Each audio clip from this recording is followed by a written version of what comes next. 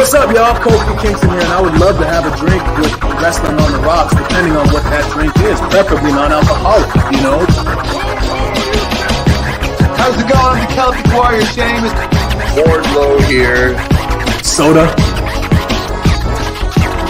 I would love to have a drink with Wrestling on the Rocks. I would love to have a drink with Wrestling on the Rocks. Maple syrup. I would never have a drink with Wrestling on the Rocks.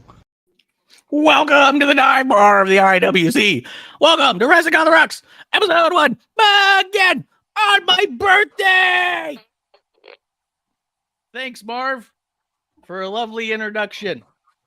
Yet again, opener Marv, thank you for introducing us. I am Ref Marsh, Marsh Ref on Threads. This is Wrestling on the Rocks, episode 1, brought to you by the Fans First Sports Network. And with me today, a couple of drinking buddies, a couple of mainstays, a reemergence of an alumni, an OG. You just got clumped.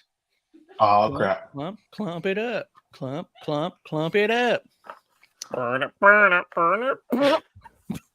it. We got Crybaby Klump over here. We got TW Takes Bishop over here. What's going on, guys? What's up, dude? Not much. Yeah. Glad to be back on an episode 1. Dude, it's only episode 1. It's a debut episode 1. We're on Fans First Sports Network, which is pretty cool. We'll see if that means anything long run. You know? Long what? long term, long run. You sure? Yeah, who knows? It's only episode 1. This is why you're sponsored but not sponsored. You say stuff like that. Yeah. I'm not supportive. No. You're like a father. Yes. I'll take it, but I'm always disappointed. You know what I mean? Yeah. You'll answer the phone, go, but you might not call. Yeah. You're going to go buy cigarettes and not return on this network. Yeah. I'll be right back. I just got to get a bag of ice. Guys, let's start with a little something simple. You know, it is the dive bar of the IWC. I do want to do a little bit of what's in your glass. What are you drinking? We'll start with Bishop. My favorite soda, just the old regular Sprite Zero. That's the zero sugar Sprite? Zero sugar Sprite? Yeah. Yeah, I'm into the zero sugar stuff. Dude, Sprite Zero on fountain soda is just, it's amazing. You think it tastes different out of a fountain? I do. Yeah. It does. There's actually like science behind it because when the carbonation mixes with the syrup, it's a different flavor. See? It's because the machines are messed up. So in the machines, you can actually twist the amount of syrup versus carbonation and stuff. So if it's tasting different, it's because they haven't done it right. Which also means that most places you're going probably have a ratio that's more syrup than it ought to be because it probably tastes a little bit sweeter, a little nicer. Whatever. I like it. Yeah. I hate you. I like draft beer over bottled beer. It's the same recipe, but they don't clean their lines, so it tastes better. You know what I mean? They don't clean their lines? Yeah, it's a funky beer joke, you know. It's a terrible one, but you know. But you're saying you wanted it in a draft over a bottle or a bottle over a draft? I prefer draft beer over bottled beer 1,000%. Because you want your beer funky. No, I just want it to taste better, and it tastes better on draft. But you just said they don't clean their lines. Right, because if I said it tastes better on draft, you would come up with a reason on why it does, and I gave you the reason already. Because you like it funky. Like P-Funk. At Tino Takes Podcast on Twitter. TinoTakesPodcast.com for all platforms and funkiness. There was a pool hall I used to go to all the time, and for whatever reason, the Miller Lite on tap always sort of tasted like a sock. Didn't stop me from ordering it. I'll tell you that right now. Yeah, I feel like you should try that once. That's their bad. Try it multiple times. That's on you. Yeah. No, at that point, it's a kink. Yeah. And here at Wrestling the Rocks, we do not kink shame. No. Quick shout out. Justin Time says, oh my God, Klump is back. Let's go. Cheers, my friend. Justin Time, excited to see Klump back. Klump, I'm excited to have you back too. What's in your glass? What are you drinking? San Pellegrino. Ooh, a little sparkly. And I saw you had a little stogie over there. What are you smoking? It's just a Rocky. Just a Rocky Patel. Yeah, but what kind? Of look like a Java Mint? Yep, Java Mint. Yeah, that's a great one. You can That's see that pretty through the camera. That's impressive. That's the thing about cameras is you can see what's on it. Well, it's not like it's like a loud band that's like screams Java Mint. To me, I could barely tell, and I'm smoking it. Oh, well, I mean, I worked in a cigar shop for a long time. If you tell me it's a Rocky and I see that it's square, I already know it's box press, which is already going to limit it. And then you tell me it's a Java and I see it's a dark band, that's going to limit it because there's lighter ones too. Like a hint of green and silver, that's all I need to know, you know? Damn. Yeah. But I also got good at it too because like when you look at like Baron Corbin's social media, he's always got cigars out and stuff. And I got to zoom in and get just a blur of a band looking it up. And I can usually get pretty close. Is he good? Does he got good taste though? Fuck, he's got the best, dude. I don't think I got to tell you this. WrestleMania last year, Mr. Sam Roberts did a Comedy Store show, and I helped him book Medusa on the show. So I got to go hang out and be backstage and stuff. And Baron Corbin was on the show, so I got to go backstage, and I went over to Corbin and started talking about the coffee and cigars that he was doing at the time, and it was really cool. Like he was really nice about it, really cool about it, and he was actually saying like, I told him I wish I could afford the cigars that he has most of the time. And he goes, dude, I'm just so lucky. He goes, it's so lucky the people who will give me things and the access I have to stuff. He's like, yeah. So he was also like appreciative of the fact of the matter too, you know? Here's him coffee. Yeah, he's actually got a new coffee out, Open Air Coffee. You can check it out. We actually got it. Some of the best coffee I've ever had. We did the espresso, and we haven't opened the second one yet. The light roast. Yeah. Just the espresso.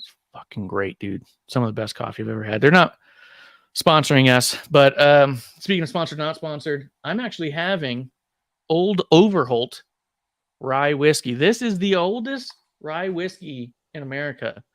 And because of that, it was actually one of the first nationally distributed ones, which also means it was one of the main rye whiskeys that was in Tombstone, which means historically, when you look up, it's a lot of historical figures' favorite ryes or whatnot. But I found out about it because it actually turns out it's the whiskey that Doc Holliday used to drink regularly. So nice. I put it in my I'm Your Huckleberry cup because you guys are my huckleberries. Cheers. Mm-hmm. Sometimes dingleberries. Yeah, my Klumpberry. Oh. But it's not about what you're drinking, it's who you're drinking with. And we're happy to have a full crew here today. You guys want to talk about, I guess some stuff's happened in wrestling this week that was a little like, I don't know, people seem to be talking. They seem to be exciting. A little one note, if I'm honest. Yeah, some asshole named Phil. Yeah. But I was thinking more like our truth is back, so we're getting a lot more comedy that's good. Randy Orton's huge. Massive. Dude, as soon as Randy Orton came out, it's just like, God. Yeah, that was a good pop. There was it reminds me of was it Kevlar took his kid to see Santa one year. It was a couple years ago. And his kid didn't have a Randy Orton action figure yet. And Santa says, "What do you want for Christmas?" And the kid just goes, "Randy Orton." And then the mom right behind Kev goes, "Yeah, me too." Yeah. As soon as I saw Randy Orton come out, I was like, "Me too." Yeah, she was right. Me too. Yeah. I was like, Randy's always been a tweener for me, whether I like him or don't like him. As soon as it came out, I was like, fuck, I hate it. And the missus goes, what? I said, he's old and sexy. He's just out there looking jacked, old and sexy. There he goes. Yeah. I get it now. He's one of the most frustrating people to be a fan of because you just go like, I get it. You're like, I would. Silver Fox. And then he and then he like pulls up the charisma and he's funny and you're like, motherfucker, maybe you don't need all the gifts. Yeah. Actually met him once too, and he was cool as hell. So, but no, man, it's a bummer, man. Like at least he could do is be an asshole. You know what I mean? Like, maybe he's got IBS or something. Yeah, it's got to be it. Anal fissures. Just time says it's one shredded viper. Hell yeah, dude. Let's talk a little Survivor Series that happened over Thanksgiving. TW Thanksgiving. TW Thanksgiving. Did you have a terrible Thanksgiving? Terrible turkey take? It's a TW Thanksgiving. It's just a moniker I gave this year because Thanksgiving is a newly convoluted holiday, if you will. Just because, American history and what people say it represents and things like that. So I call it TW Thanksgiving instead of Thanksgiving. Oh. I got to explain everything on here? You just let some things slide and go, that's awesome? I mean, I appreciate it. I'm new. That's true. And we've had issues with letting certain things slide. That's true. But let's talk a little Survivor Series. It opened up with the women's War Games match, and I want to get your guys' take on this. I wanted to hear. I know I heard Bishop talk a little bit about it on his show. I've heard a lot of people put it over in theirs. So let's start with Klump, and then I'll circle back to Bishop. Klump, what did you think of the women's War Games match? So this was also like my first real dive into wrestling in a while. So it was really interesting to see just the evolution of characters. Like I knew everyone in it, but it was like, oh, that's cool. They're back. Or, this person's up. Like seeing Shotzi in it was really interesting. Seeing Kairi Sane back. I thought the match was really, really good. I think the only thing I didn't like was it's a little spot heavy, but that's kind of what War Games matches are now, is just spot fests.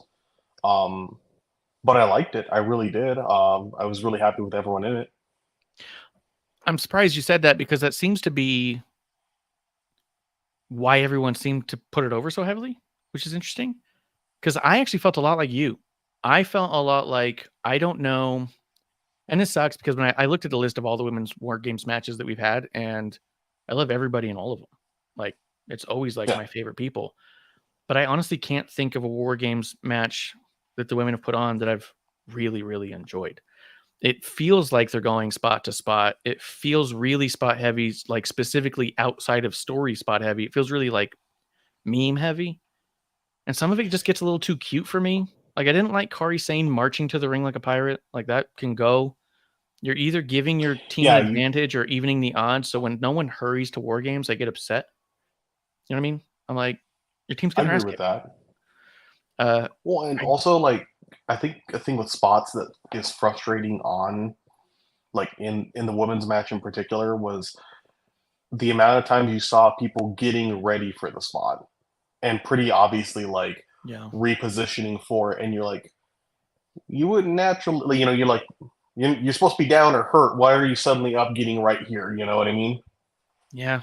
That's exactly how I felt. It felt like we were really going from spot to spot. And I don't like Io Sky continuously doing this garbage can thing. I know people love it, but it's just not for me. It doesn't make any sense.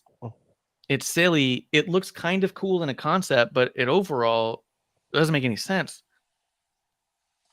And I feel it doesn't look like it really hurts anyone other than her. Yeah, Charlotte nearly killed Io with and that Dakota knee on her moonsault, and Dakota. Because not Dakota. Who was on the end? Kyrie. Was it Kyrie. She caught the whole foot. Yeah. It was gnarly. And I only really bring it up because it's like these matches are tough. They're sloppy. They're hard to do, right? And that's just across the board with all the every War Games match. You got 8 to 10 people. There's a lot going on, right? And also the match doesn't start for 30 minutes because it takes forever to get everybody in there. And so that's also weird.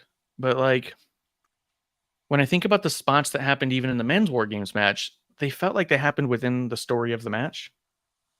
You know what I mean? Like it didn't feel like you were going from spot to spot. It was like opportunity to do a thing that could be cool or could look cool. Let's do it. Where it felt a little forced with the women. And again, I love all these women in here. I thought it was awesome.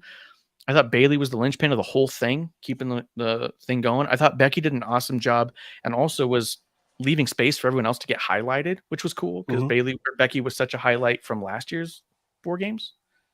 But yeah, I mean, in a sense, I was a little disappointed that I don't want to say I was getting bored of it, but there was a lot of it where I was going, I guess we're still doing this. Like, I don't know what's the next spot, I guess. You know what I mean? Like it didn't feel like I was super invested in what was happening. Bishop, is that a terrible take? Am I up my ass on this one? No, it's not. And I have to go back and watch it because you said you felt like Bayley was the linchpin of the whole thing. And I actually remember watching the match going, Bayley looks fucking lost. And it's very possible that she was doing the natty thing, right? Taking care of everyone in the ring instead of taking care of herself. So I'll go back and watch it for that because, and the other thing too, you know how much we all love Becky. To hear her call out the spots, it's so infuriating. It's like, I already know she's leading the match, but it's seen a level loud in the War Games match. She said trash can like 5 times, you know, to get them to put the trash can in the right place to be able to do the thing. She told one of them, come kick me, you know, like, and I love that, be the general, but we're not supposed to hear it. We're not supposed to be in on it. We're supposed to just watch it, you know? You think the advice she got from Cena? She's like, hey, Cena, any tips? He's like, be louder. Be loud as fuck. Scream it. Yeah. But yeah, I mean, I had such a fun time watching the pay-per-view though. Like it's hard to want to pick it apart, but in seeing some of these flaws, I completely get. Like when Kyrie did the spot, I loved it because it's fun to see. But you're right, when you put it in match structure standpoint, it makes 0 sense. It just doesn't make sense, but it's fun. And that's when you have to balance that. I agree with you. It can be kind of convoluted. So that's why when I do look back on it, I don't see the story.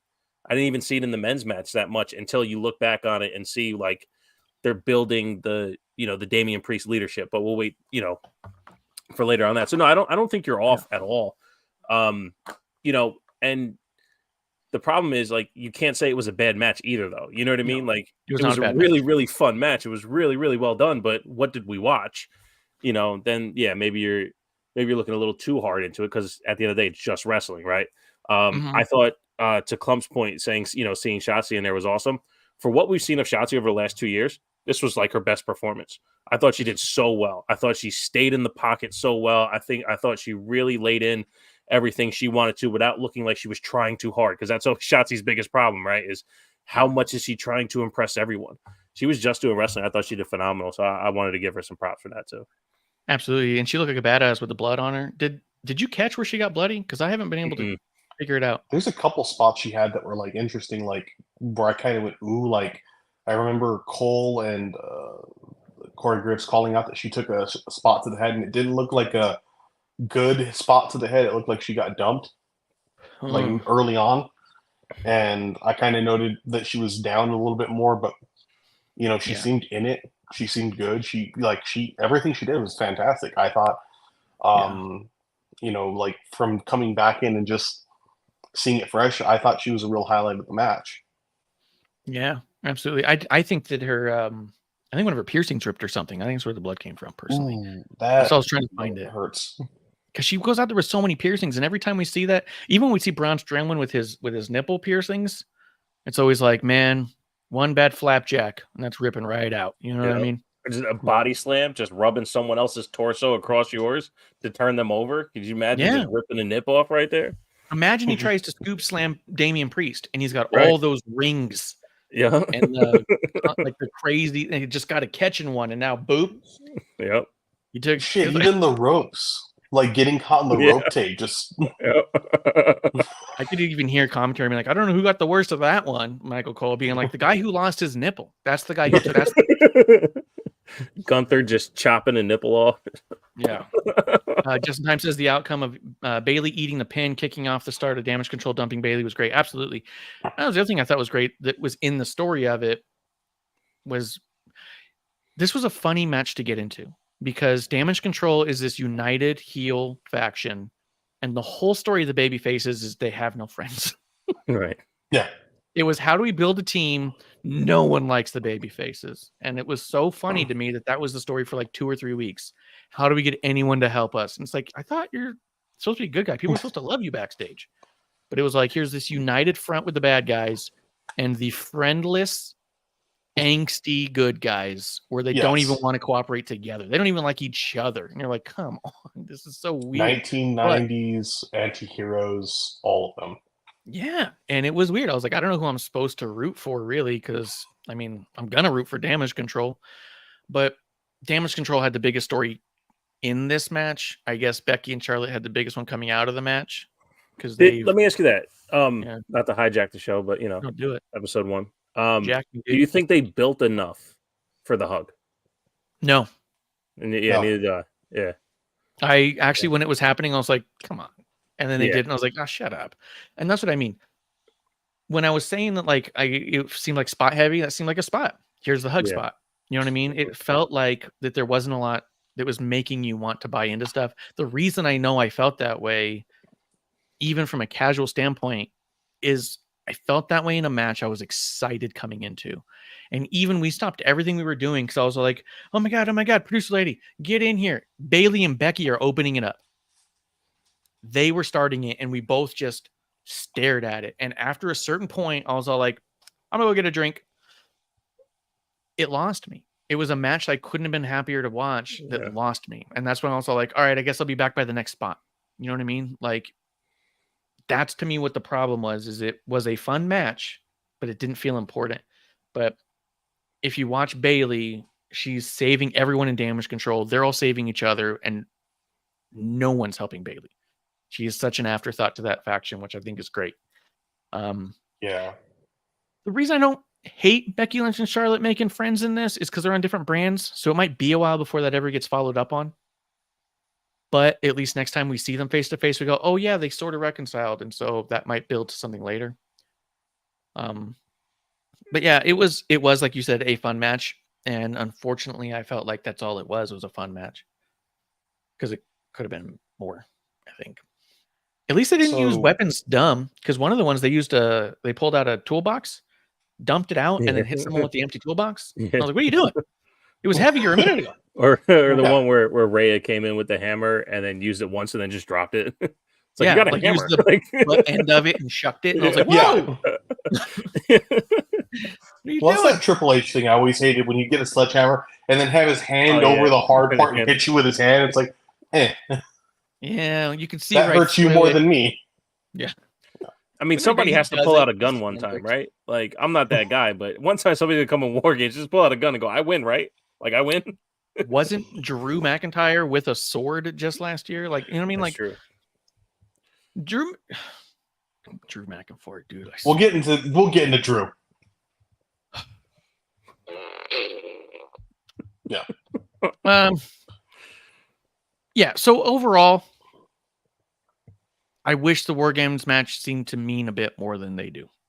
Is really what it came down to. It was a fun match. I really liked Dakota on the outside. I thought she was one of the more compelling parts of the match. The way she took the kendo and like stabbed. That was my only thing. Becky. Is why did Dakota's help stopped at some point? And like, it shouldn't have stopped. You know, that was the only thing that bummed me out. But I loved it too. Yeah, I thought it was awesome. It was great. You should have been throwing more kendo sticks in. She should have, tried to like get the cage door open. There's so much more she could have done. Yeah, absolutely.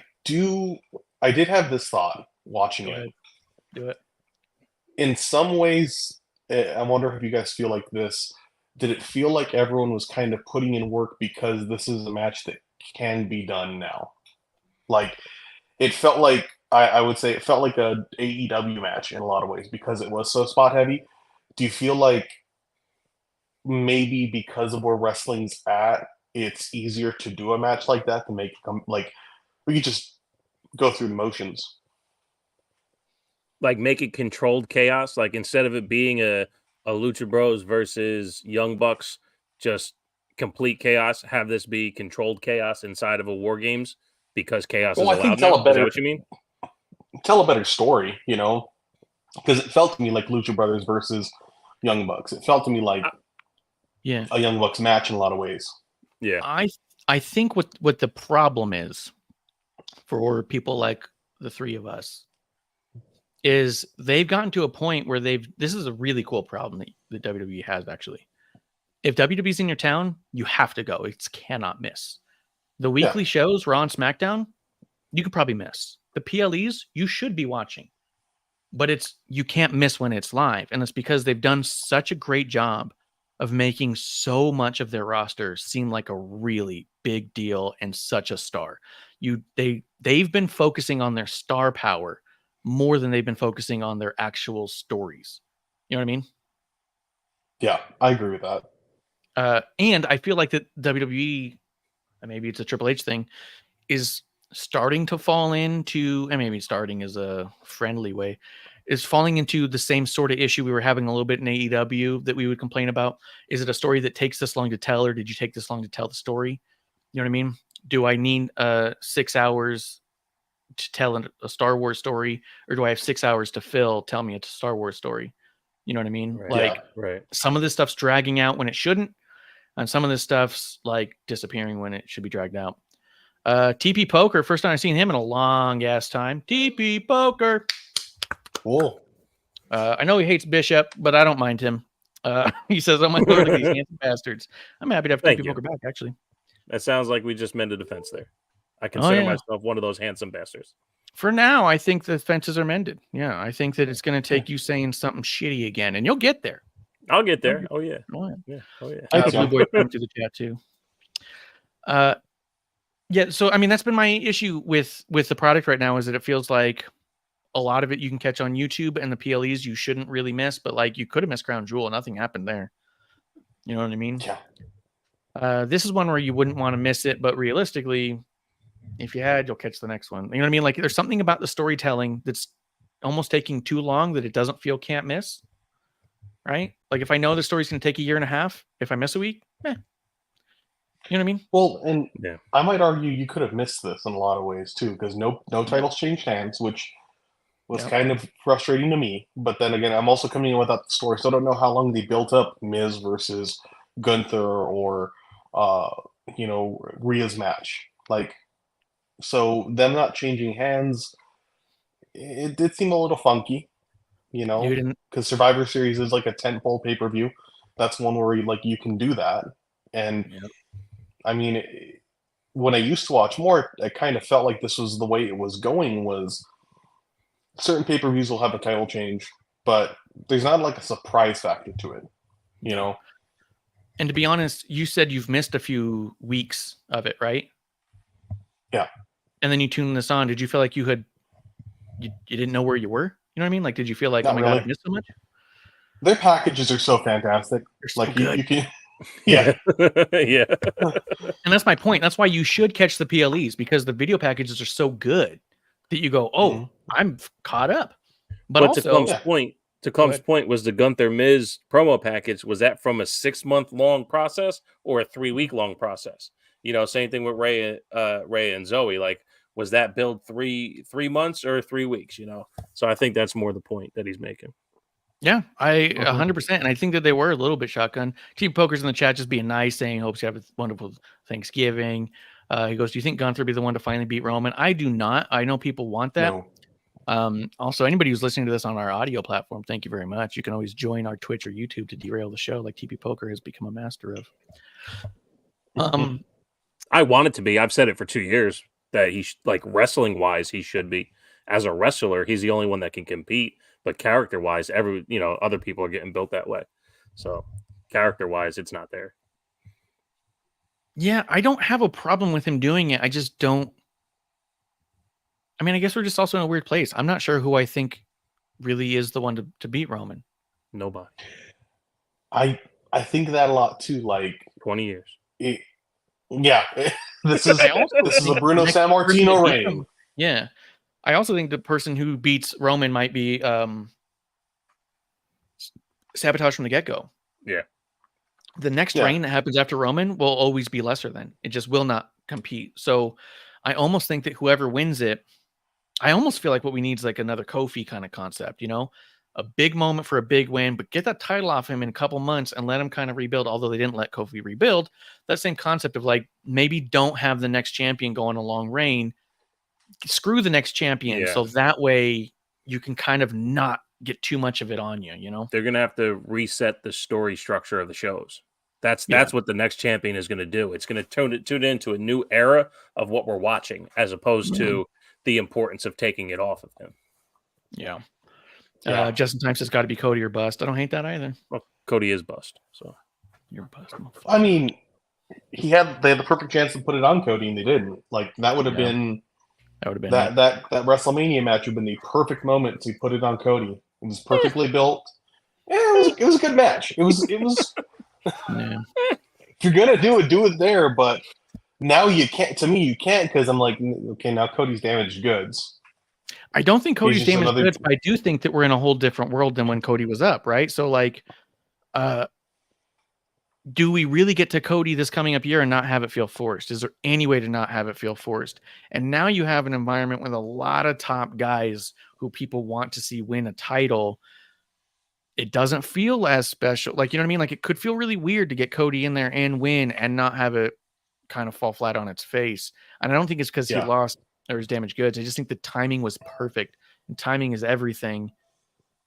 It might be by the time this next year comes up, they go, oh, shit, we missed it. You know? Yeah. Let's keep it moving real quick here. Go ahead. Good. No, you're good.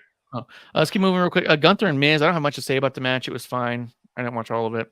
I'm not really into Miz. Santos and Dragon Lee, I liked a lot. Santos is amazing. But this was one that had 2-day build, 1-day build?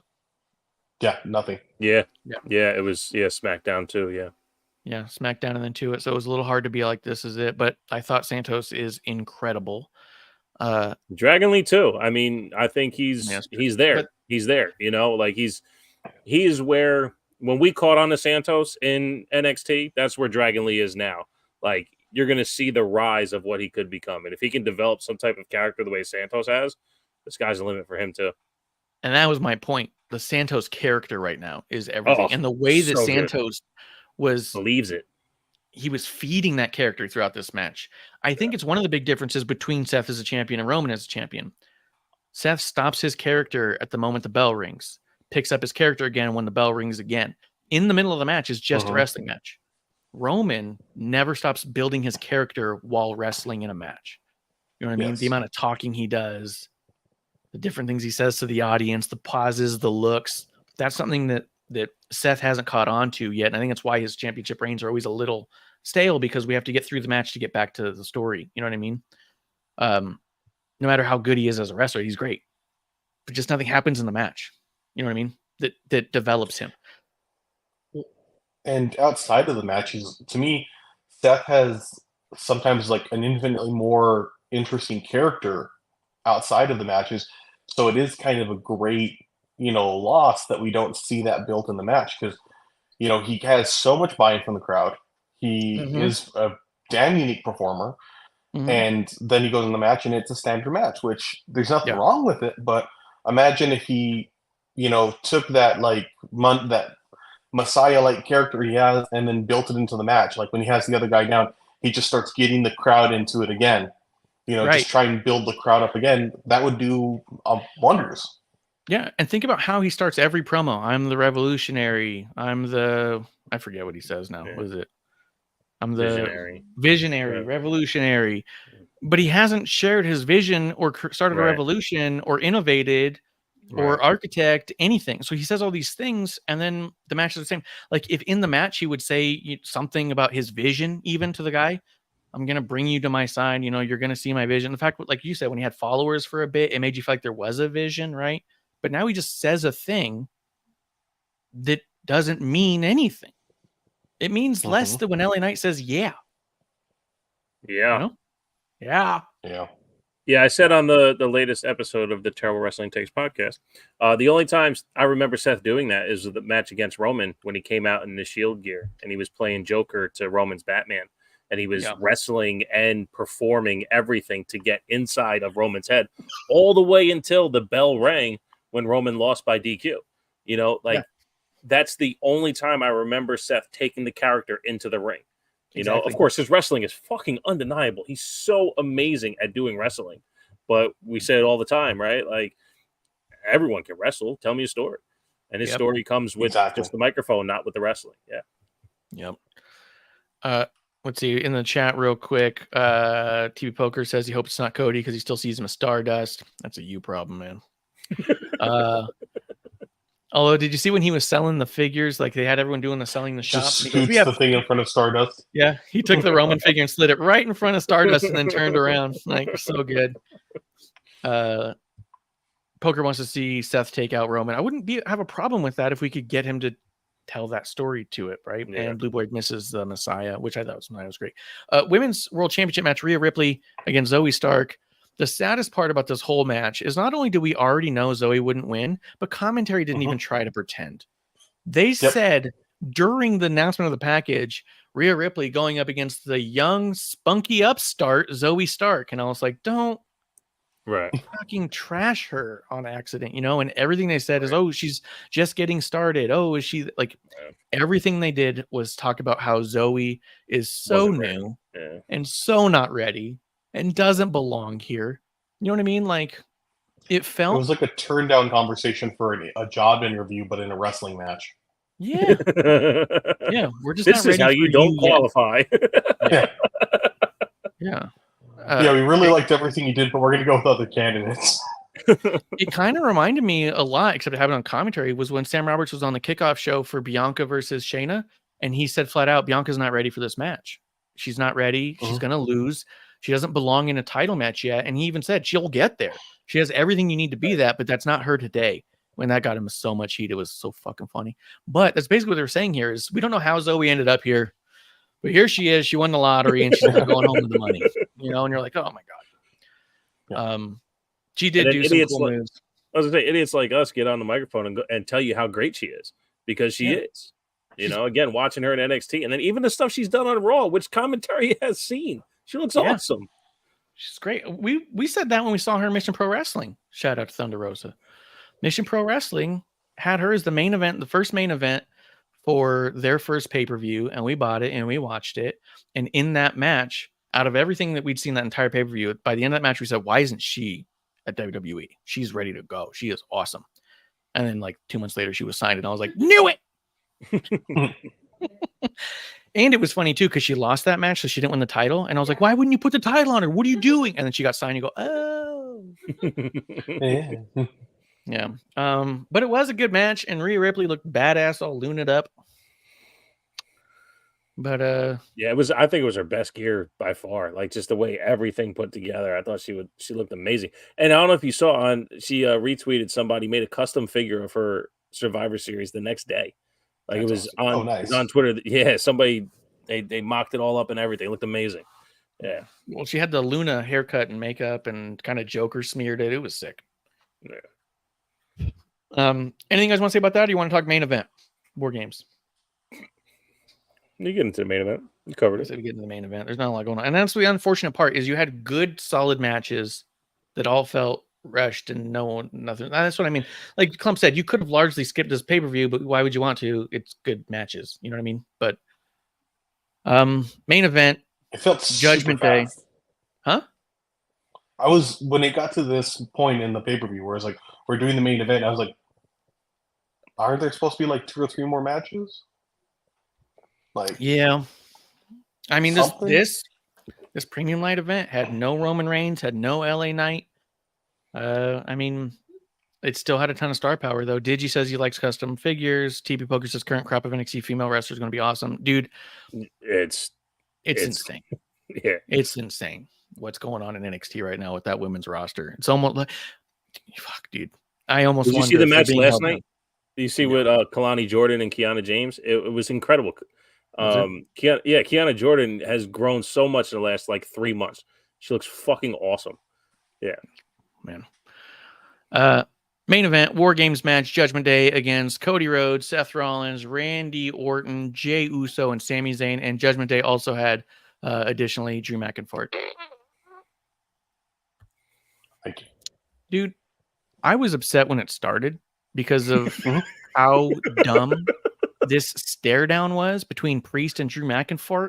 They're staring at each other like, fuck you, dude. And I'm like, can you, like, for way too long. The I thought it was entire sexual entrance. tension. That's what I was saying. Yes, Klump. It felt like they're going to kiss. They're going to rub noses. They're doing a little Eskimo, little butter. Boop, boop, boop, boop, boop, boop. I couldn't tell why you would team with a dude and then stare at him like you want to lick him on the cheek.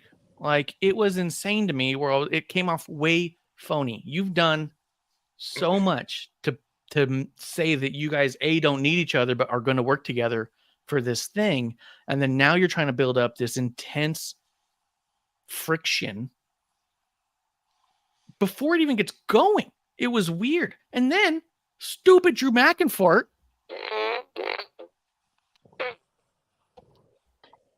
Priest is ready to go out there, and Drew's like, no, I'm going out there. And then Damian Priest goes, stick to the plan. And McIntyre's all, well, the plans change. Why? Nothing changed in anything that would have affected your plan. Yeah. Nothing. You're going to go fuck somebody up. You want to fuck them up. It's going to be fine. And the match hasn't started. It's not like if you don't get out there now, it's going to be harder to get to the guy later. No, matter of fact, he's going to be even softer when you get in there. This is perfect for you. What are you trying to do? It made no sense to me. And then Drew takes everything so literal. He thought he was a robot for a while. And then now they're like, go in there and stalk Jay like he's prey, and we'll say it on commentary. So he fucking walks all slow and stares at him, and you're like, what are you doing? Just go to him. If you want him that bad, if the whole reason you're here is to kick the shit out of Jey Uso, why are you standing there staring at him for a while? Again, like Klump said, it felt like sexual tension or something. It was made no sense to me what Drew was doing in there. So I booed him. But, you're supposed to boo him, so what are you going to do? That was what I thought about the whole match. What do you guys think? What's going on? Klump, what do you think of the War Games match? And then we'll go to Bishop. I thought this one was good. I thought it was a spot, but not too bad. I was tired of Drew before it began, but Drew feels like he's got every gift in the world for him, and yet I don't give a fuck about him. Yeah. Like, he's got so much theoretically going for him, but every time he does something, like, I could give a shit. Mm-hmm. You're 6'6", you have the look, you can go decently in the ring, you have a decent amount of stamina. It feels like old Roman. But there's nothing in him, I feel like. No charisma. Like, it feels really shallow. Yeah, he has no charisma. Yeah. Go ahead, Bishop. What do you think of it? Yeah, I think the McIntyre shit's incredible because he's like, he lacks awareness of what's in front of him and actually what's happening. Like, if he's gonna stare down with Priest, what's the story, right? Yeah. That he wants to get at Jey Uso. Not that he's a 2-time champion and should be the leader of the team, right? Like, Judgment Day should be coming with me because I want to go after Jey Uso. It was, I'm teaming with Judgment Day. And as soon as he teams with them, he wants to be the leader of that team without saying why he should be the leader of that team.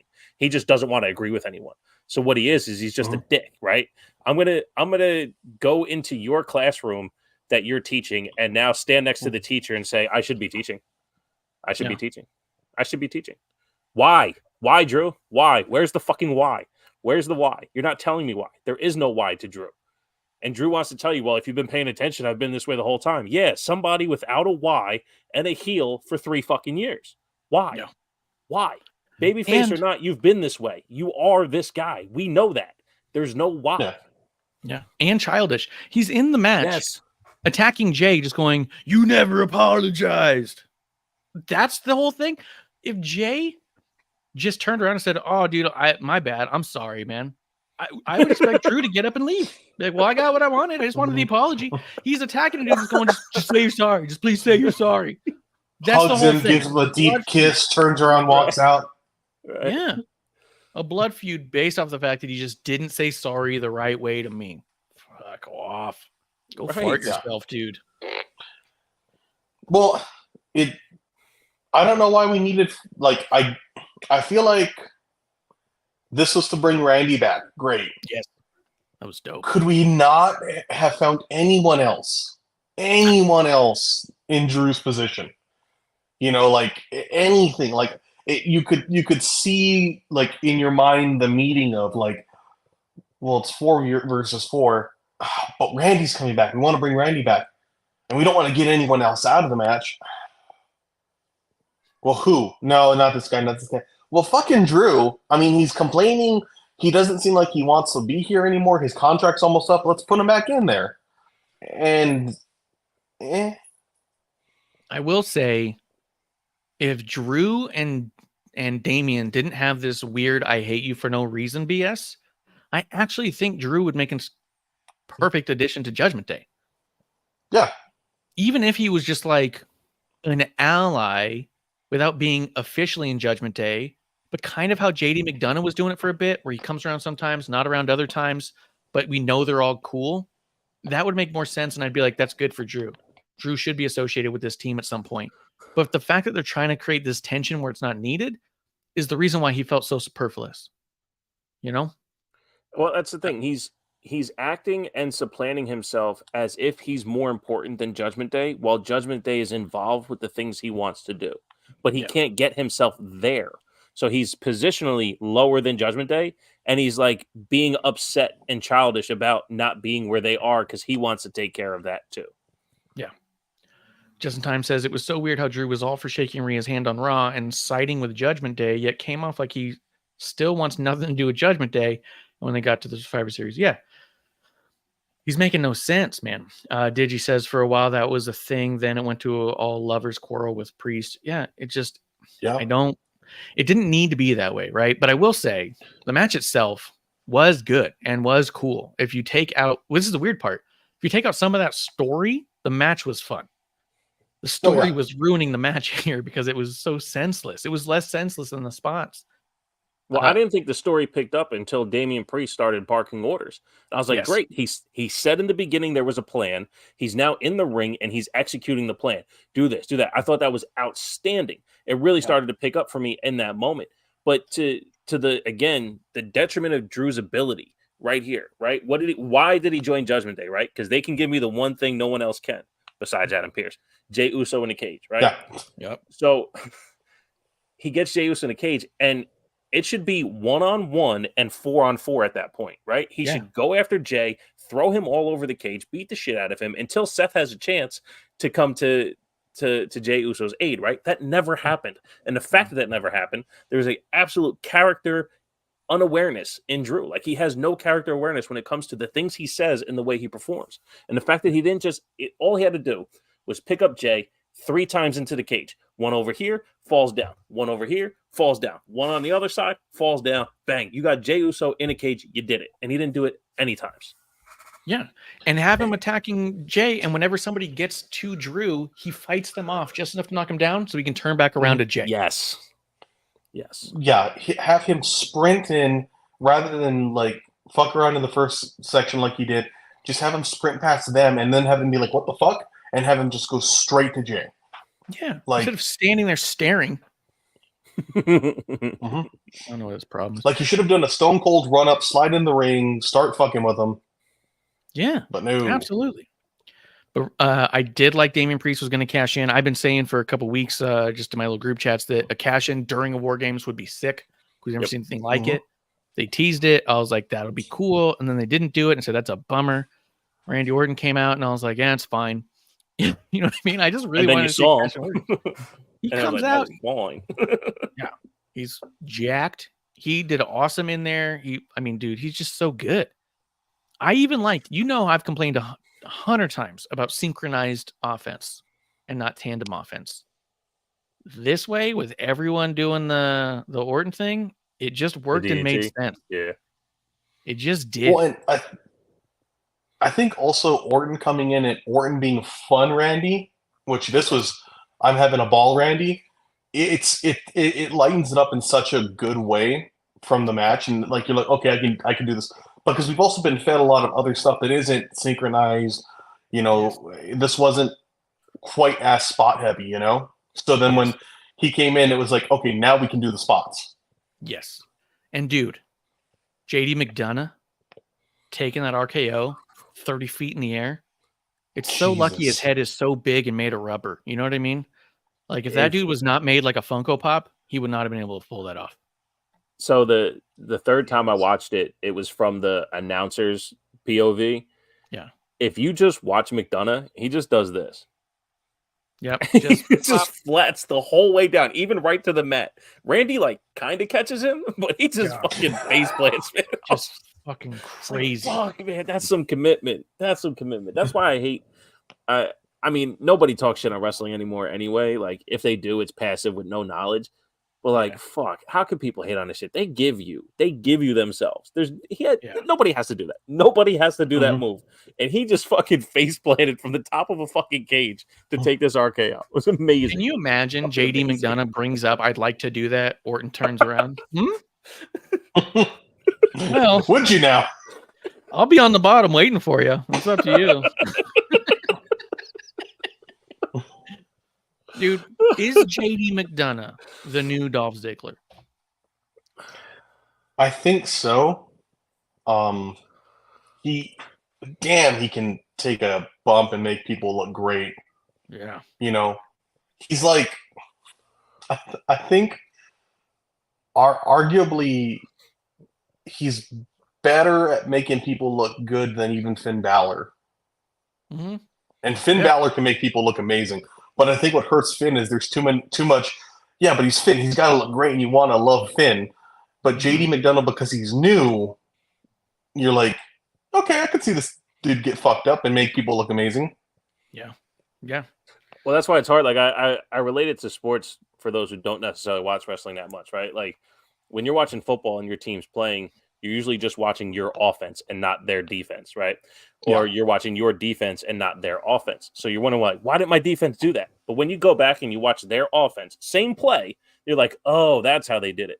So while you're saying this about JD, I'm thinking, yeah, he's making other people look good. But if you watch him during the match, you're like, fuck, man, that guy's amazing. Yes. Yeah. But he does such an awesome job of putting the eyes on the other person that you're like, oh, that was an awesome match. But if you watch JD and watch him work, it's like, fuck, man, he's really fucking good. He's awesome. Really good, dude.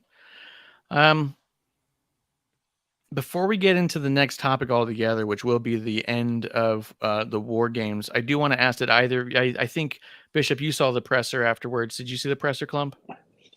Not fully. I just want to throw out there's one comment that was made in there where someone asked, where's Jade Cargill? And I'd been catching a ton of shit ever since she got signed by people in group chats and stuff saying, well, she's clearly not ready to go into the ring. And then a bunch of people saying she's got such star power, put her out there anyways. And I was like, but she's not good at talking or wrestling, and that's going to catch up. They asked where she was, and Triple H straight up just goes, oh, she's not ready. She will look like shit out there. Like he said, I don't want to put someone in play who's going to catch stuff they've never seen thrown at them before. It's no fault of her own, saying no one fucking told her how to do anything right to begin with. So it's not like she's not willing to learn. Problem is, no one ever taught her. And now we have to start from scratch. So the groundwork's been laid, but we're not putting her on TV until she can do something good. And she will. I fully believe when she comes out, it's going to be badass and she's going to deliver. But everyone's saying, put her out right now, put her in there with Charlotte, put her in there with Nia. Everyone's saying that. And I kept saying, put her through NXT or something, do something to help her get better. So I really like the Triple H was just like, yeah, she's not ready. Yeah, I listened to Triple H and I was just like, man, I've never been more right about one thing in one shot. Triple H has vindicated me. My last 4 years of arguing about AEW and how they have no infrastructure and no ability to build stars. They have no ability to train wrestlers. They just let people do what they do, right? There's no correction on in-ring work. There's no correction on promos. There's no development in characters except for the person themselves taking it on their own. If Kenny Omega wants to change it up, he changes it up. If MJF wants to try another direction, he tries another direction. But there's no unitedness to get people somewhere. I said this again on the latest episode of Temple Wrestling Takes Podcast, TeePaTakesPodcast.com. Jade has never been ready. And I've been saying it for 2 years. Like, she looks amazing. She looks absolutely stunning. She is beautiful beyond all hell. She even has the swagger of a superstar. Yeah. But if you cannot talk on the microphone and you cannot do stuff inside the ropes, you will fail 10 out of 10 times in WWE. You have to be able to do at least one of the two. If you can't talk, they'll give you a manager. If you can't wrestle, they'll give you a microphone. But she can't do either one. Not yet. Could she? Yeah. Sure. Is she a superstar? She is. She's amazing. People want to see her. Guess what? She can't fucking wrestle and she can't talk. But like Triple H said, when she does, she's going to be ready. And that's the power of WWE and their infrastructure. Yeah, 100%, dude. And I was even thinking I'm more excited now about Jade Cargill signing than when she signed, because hearing Triple H say, we're not putting her out there till she's ready, I was like, thank God that someone said it. Someone who can do something about it, because everyone else was saying she's ready enough. And I was like, dude, she's not going to keep up. She's just not. She doesn't have what it takes to, like you said, keep up with the level of women's wrestlers. TV Poker in here just talking about have you seen the women in NXT? Yeah, they can swim circles around her. Mm-hmm. Like ridiculous. 1 5-minute match from any woman in NXT will outperform any and all of Cargill's entire catalog. You know what I mean? One breakout match, anyone from that tournament, side by side, that's the one. And I want Jade to succeed because I'm petty. I'm very petty. And the one thing that sets us apart over here is pointless aggression. And my pointless aggression is directed at AEW at all times. And I want Jade Cargill to come out here and make her look better than they ever did. So that's why I want her to succeed. And it feeds my pettiness. I would argue, and thinking about her as an example, and then looking at AEW's roster overall, that what Bishop said about it's upon the wrestlers to do it, that's their biggest weakness. They need bookers. They need some back of house saying, no, we're not fucking doing that. You got to do this way and build it up. Because at this point, I think, and you've seen it in how they're signing anyone out of WWE, and I don't think they're signing anyone out of WWE just because they can. I think it's also because, oh shit, these guys know how to do what they're doing better than all our guys. Like Akira Tozawa could be an AEW champion. And Akira Tozawa's a joke, but he's got swagger. He can pinball his happy ass around the ring like nobody else. And yeah, he's ready-made. And he's awesome. If you ever see him do a serious match in NXT, because he's gone back to NXT and done 1 or 2 matches in the past year, and you're like, oh my God, you forget the dude's like Jushin Liger out there. He did the Heritage Cup. He did the Heritage Cup with Noam Dar. It was incredible, absolutely incredible. So was the Chad Gable one, which goes unsaid. But his thing with Noam Dar was amazing. He's so good, and he's fucking hysterical right now too. Just hate you guys. Arigato. I love it. It pops me every time. It's like, thank you. I hate it, but I love people like it. Just Time says wrestling fans just want Jade dream matches. They don't care how ready she is, and it's a terrible mentality to have. Jade is clearly not ready, so it's great that WWE is doing the right thing. And that's my point too, is that Triple H is smarter than all of us every time, except when I'm right and he's wrong. I just want to throw that out there because we've been saying it, a bunch of us, Digi, me, Bishop, and we've all caught a lot of flack for it. And then it's really funny to hear Triple H say exactly what we've been saying. And then now hearing the people who were saying she was ready now be like, well, yeah, what they're doing is building a story. They're writing a story for her that's going to be, we're doing the long-term story. Like, no. There's no story for her. None. There's none. Training. She's learning how. Literally, the story is she's training, and when she's ready, then they're going to figure out how to weasel her in. Because you wouldn't stop putting her out there unless you know it's going to go nowhere right away, right? You don't just pause it for sake of. They have no idea what they're going to do with her because they don't know what's going to be happening when she's ready. But or what she can even do proficiently. What could she carry? Because she can't just go out there and get carried by everyone else. She has to be able to carry something. Yes. Do you think they didn't realize the bill of goods that they got, and that's why they put her out there initially? Like they showed that they signed her and stuff. Do you think that they didn't know? Oh, you can't do what we do here. You know what? I thought about that. I was thinking that, and I do think that might be part of it. It could easily be that, like, hey, let's get her out there. Look at all this. She's a star. She's big. I've seen what I've seen, and then they finally have her in the ring with people like Roxanne and stuff. backstage, in the PC, and then they're hearing back from all the trainers like, I don't know, man. Like, can you give us another month with her? And then another month goes by, and like, can you give us another month? Like, I wonder if they thought she would pick it up much faster than she has. Yeah. I think, well, to that point, okay, maybe pick it up faster than she had, but I think they knew from the beginning. I think they put her on TV knowing that they have to show the sign. Yes, we signed her. This is, haha, we have her, right? Maybe not necessarily a fuck you to everyone, but at least they had to brag about the signing. I that's all I ever thought, and I'm glad that they did do the training. The way Triple H said it, but I guess you kind of fucked me up by saying maybe they thought it would have been quicker by now. Let's show her off, give her some reps, then she'll be out. Honestly, I thought they were playing the long game anyway. Yeah. I think that they thought that she just needed a little polish, and that was it. And I think when they got in there and realized she has no fundamentals, I think it was all like, okay, let's put a pause on this. Yeah. You know what I mean? We have her for 5 years. Let's put a pause on it.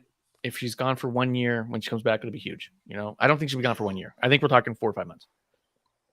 I think that's the biggest thing for AEW to learn that you can only get through time is that WWE knows that your roster, you have such an apparatus behind the ring of people knowing it, building it, and AEW, they've pulled a bunch of people, but they've not gotten. I don't think they've gotten the right people. They don't have people who can spot what somebody needs to learn. I think they're just too focused on like a spot, like this dude's great in the indies. He got viral on YouTube. He got. He did this or she did that, and then they throw him in, and that's great for a minute, but they don't have the awareness of what they're getting. Yeah. Like they're buying everyone. They're excited for it, but yeah. Well, they didn't set up anything to conform to, even if it's just, hey, look, show us. Let's say they do a dry run match, not even a dark match, just nobody in the stands, whatever. Here, do this match. Okay, you did that on the indies. This looks great. Listen, when you come in here, this is how we're going to tailor things to make sure everything makes sense and monitor your progress. Because they don't even have like that little bit, they just go, oh, that's what you did on the indies? Hey, come do that here. We'll put you with Kenny Omega in a match. We'll put you with Moxley in a match. We'll put you with Miro in a match. And it's like, okay, you give them the exposure of being next to the person, but you don't do anything with it afterwards. And that's the bummer. They don't have that little piece just to even have people conform to. It really is just a free-for-all on cable TV. It's tough. Yeah. Wild. With that, I do want to pour another drink and say thanks to the Fans First Sports Network for keeping our lights on, keeping things going. I want to shift topics now, if we can. I want to talk about what happened in the very end of War Games that led into Raw. Obviously, CM Punk's music hits. He comes out. Oh, my God. Hell froze over. Mighty cold day in hell. Seth Rollins, if you saw on the internet, was calling him a motherfucker and flipping him the bird. So that's a whole other thing we'll get into. My initial reaction, personally, was, fuck. Yeah. My second reaction was, that sucks for all the guys in the main event. Because what we just did is spent the last 10 minutes of airtime with a tight camera, no words on Punk, basically saying, fuck everything you just saw. You know what I mean? Like, it erased the whole main event. It sucks for Randy Orton. Although he's Randy fucking Orton, dude. Like, you're not taking away that dude could be Hall of Fame 2 years ago, No one's going to go back and be like, oh, he had a flub of a comeback, right? But it was completely overshadowed. So was the main event. A lot of these people put themselves out there, and all people are talking about for 2 days is Punk. And Randy Orton's back and better than ever. And that main event was dope, except for Drew. I'm just kidding. Well, and I'm very curious to see what comes of Punk in WWE, because when he came back to AEW, huge pop, annoying, but the work wasn't really there. Like, he was protected and he wasn't in matches every week, and the matches he was in, none of them were like, oh my God, CM Punk was in this match. It was okay.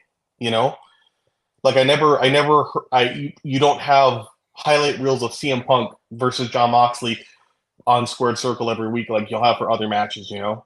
And you're like, okay, well, is this going to be more of that? Is this because to me, you just signed a 40-year-old, 40 plus, you know, he's 46 now, 46-year-old guy who has a big fat following, but I don't know what he's going to do in the ring. He's wrestled for 2 years and got injured 3 times. Gotten in 2 fights, been suspended and fired. He's scared Tony Khan to. You wouldn't believe some guy had to come out and issue a statement. Yeah, dude. I will say that my biggest concern, dude. I felt real bad for Triple H when I saw that. I said, "Oh my God, Triple H must be fearing for his life right now." You know, like that sucks for Triple H. You know. Yeah. Before we get into what he said on Raw, Digi does say Orton was overshadowed. JD nearly got decapitated, didn't matter. And Digi says the other thing that I wonder is mess that AEW is, did that change his thoughts on WWE? I mean, I'm going to talk about that in just a second. I want to know your guys' opinion on the clip of Seth Rollins. Do you think Seth Rollins is shooting or working? It's working. You think he's working? Oh, you think when he was being held back, the fan video of him at War Games? Yeah, it was a work. I'm sure that's going to be his next like person with him. Is that, and that'll be part of the angle. Is you came in after this, took my moment. Okay, and that could be good because I also think they could work well together. Seth can make anyone look good, but what does CM Punk bring? Right. Bishop, do you think it was a work or a shoot on the Seth Rollins anger? It's tough, man, because he's so incredible at putting the personal aside for the business. So if no one was told beforehand, I would find it hard for him to want to invest in the next storyline in that moment. No, I don't think it's on-site fighting. I don't think he was ready to go fight him, but I'm sure he was pretty pissed off. But I don't know. I didn't put much investment into the video. If I had to guess, I would say he was upset, but maybe overacting, thinking that it was a good thing. But what was he going to do? He's going to go up there and fight him? I don't think he would. No. I don't think so. The impression I got watching Cole and Graves, I didn't get the impression that Seth Rollins was going to go fight him. It did look to me, and I'm always happy to be worked when I get worked, right? But like Digi says, Rollins has said over and over again he doesn't like him. Seth Rollins has said for years, when Punk wasn't even around, that he doesn't like him, that he hope he never comes back. Why would you be doing that in out-of-character interviews if you actually like the guy and hope to work with him? You know what I mean? They're not friends. No.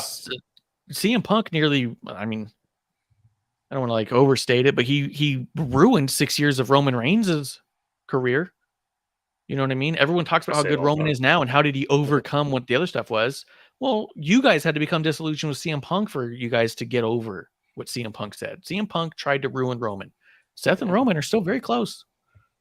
You know? Like, I don't think that Seth wants to work with him.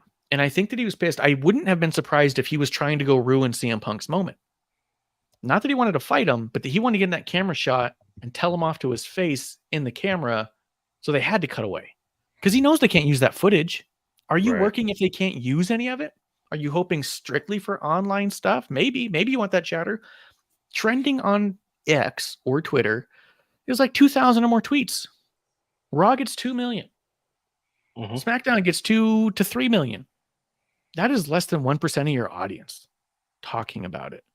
Do you think they give that much of a shit to record non-usable footage for 1% of the audience? You know what I mean? I just don't see that. The way Corey Graves and Michael Cole look like to me that's not what they do, right? If it was a work, they don't get involved. You know what I mean? They just don't. But it looked to me like they were trying to tell their friend not to get themselves fired. It's not worth it. Stay over here. He'll be gone in a minute. I might have to look back on it that way too. Because did you see the Michael Cole Corey Graves video? Mm-hmm. And Corey's look was exactly what he's been saying on shoot interviews as well. He's like, we were great friends back in the day. We had a falling out. If he wants to come back and make money, I can't be mad at people making money, but I'll work with who I have to work with. And his look was just straight ahead. Not even a flinch of the crowd popping did it get fucking Corey Graves to react. He looked so disappointed that it was happening. Yeah. So I could imagine him sucking it up and hearing what he heard in his headphones, because somebody said something. I'm sure, to your point, he was translating that to Rollins in some way, shape, or form. And you know how it goes. A buddy holds you back. You want to move away. So maybe he was more fighting off Corey Graves than he was trying to get the Punk. That's true. Yeah. Yeah. And Corey, Corey said it wasn't even a falling out. It was a straight up CM Punk blocking him for no reason. Well, he admitted to not being the best friend he could have been as well. So he said he reached out to Punk when he left the company, and Punk just refused to talk to anybody who was in the business, and he was really hurt by that. That's the story I remember hearing him say. But if he said that he could have been a better friend, maybe. And I think maybe he even said, maybe I could have reached out more. But when you're told to fuck off by somebody you were really close with, right, not up to you to reach out anymore, man. That's up to them to make that right. In my opinion. I mean, what do I know? I'm not a psychologist. I think good. Go ahead, Klump. I think another part of this too that I keep thinking about is I don't get why I wanted so much there to be like a muted reaction. And I think the only reason that they did it was because they were in Chicago, because if they did it somewhere else where he wasn't from, they probably would have gotten more of a muted reaction, because this guy's done everything he can to burn bridges. So this is a money grab. Yes. I don't see any other, like, this is not, I'm coming back for the purity of this, the biggest stage. No, this is, the place that was giving you a really cushy gig told me to fuck off, and, well, you guys are pretty dope. Did you catch himself when he said, I came back to get what I need out of this company? And then he goes, and to give back to all of you fans, because I love you guys. No, he knew he's there because he knows this is it. This is his last shot to not go out as a fucking idiot. He is a punk to everybody and not the punk they love. This is his only shot to get into the Hall of Fame, to be recaled as an icon. This is it. If he fucks this up, then he's an idiot. He is a shitty, egotistical hypocrite if he fucks this up. But if he makes this work, then he's a legend with a Hall of Fame career, with what do you call those? The Legends contracts. He'd get paid indefinitely from WWE. This is the only way he recoups everything that he destroyed by coming back to begin with. This is how he rewrites his story. This is it. He needs WWE. WWE doesn't need him. So for WWE, it's win-win.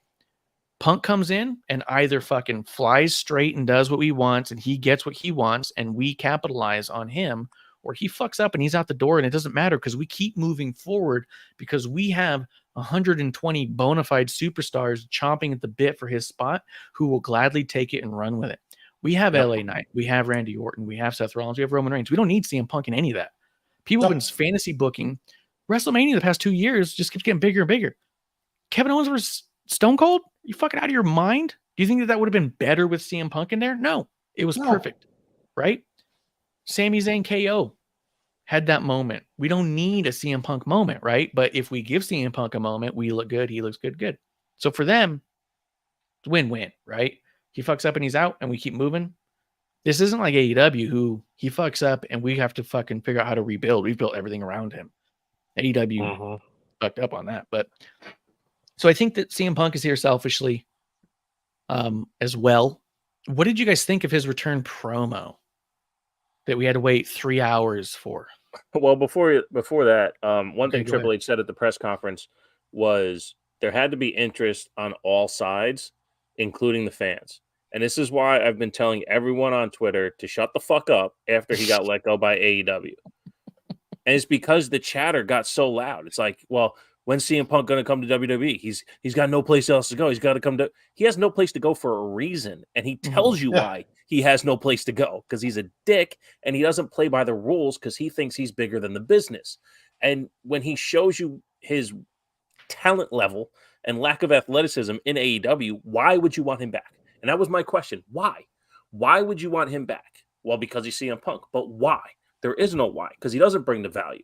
And then, to your point, Marsh, if WWE, because WWE has a set of rules, right? Again, this is back to that, infrastructure versus money. Tony Khan has more money than WWE, but WWE is worth more money. That infrastructure they have, Punk has to play by the rules. Yeah. There's no chance he can't play by the rules, because the second he doesn't play by the rules, they will eat the money and say goodbye. Yeah. He has, like, the people, the AEW guys who don't know how to, be creative, all the fans, all the throaters, gluckers, if you will. Shout out to Chad Apple and Cheap Pops. They were calling him PG Punk. Well, I call him Company Man Punk because it's CM Punk, right? Keep it CM. He's Company Man now, and he's gonna be, because to your point, Marsh, this is where he rewrites his history. He now will become a legend. That the legend that they said he was, he will turn into. I've never seen it. I know I'm not going to see it coming forward because he can't fucking wrestle anymore. He can't move.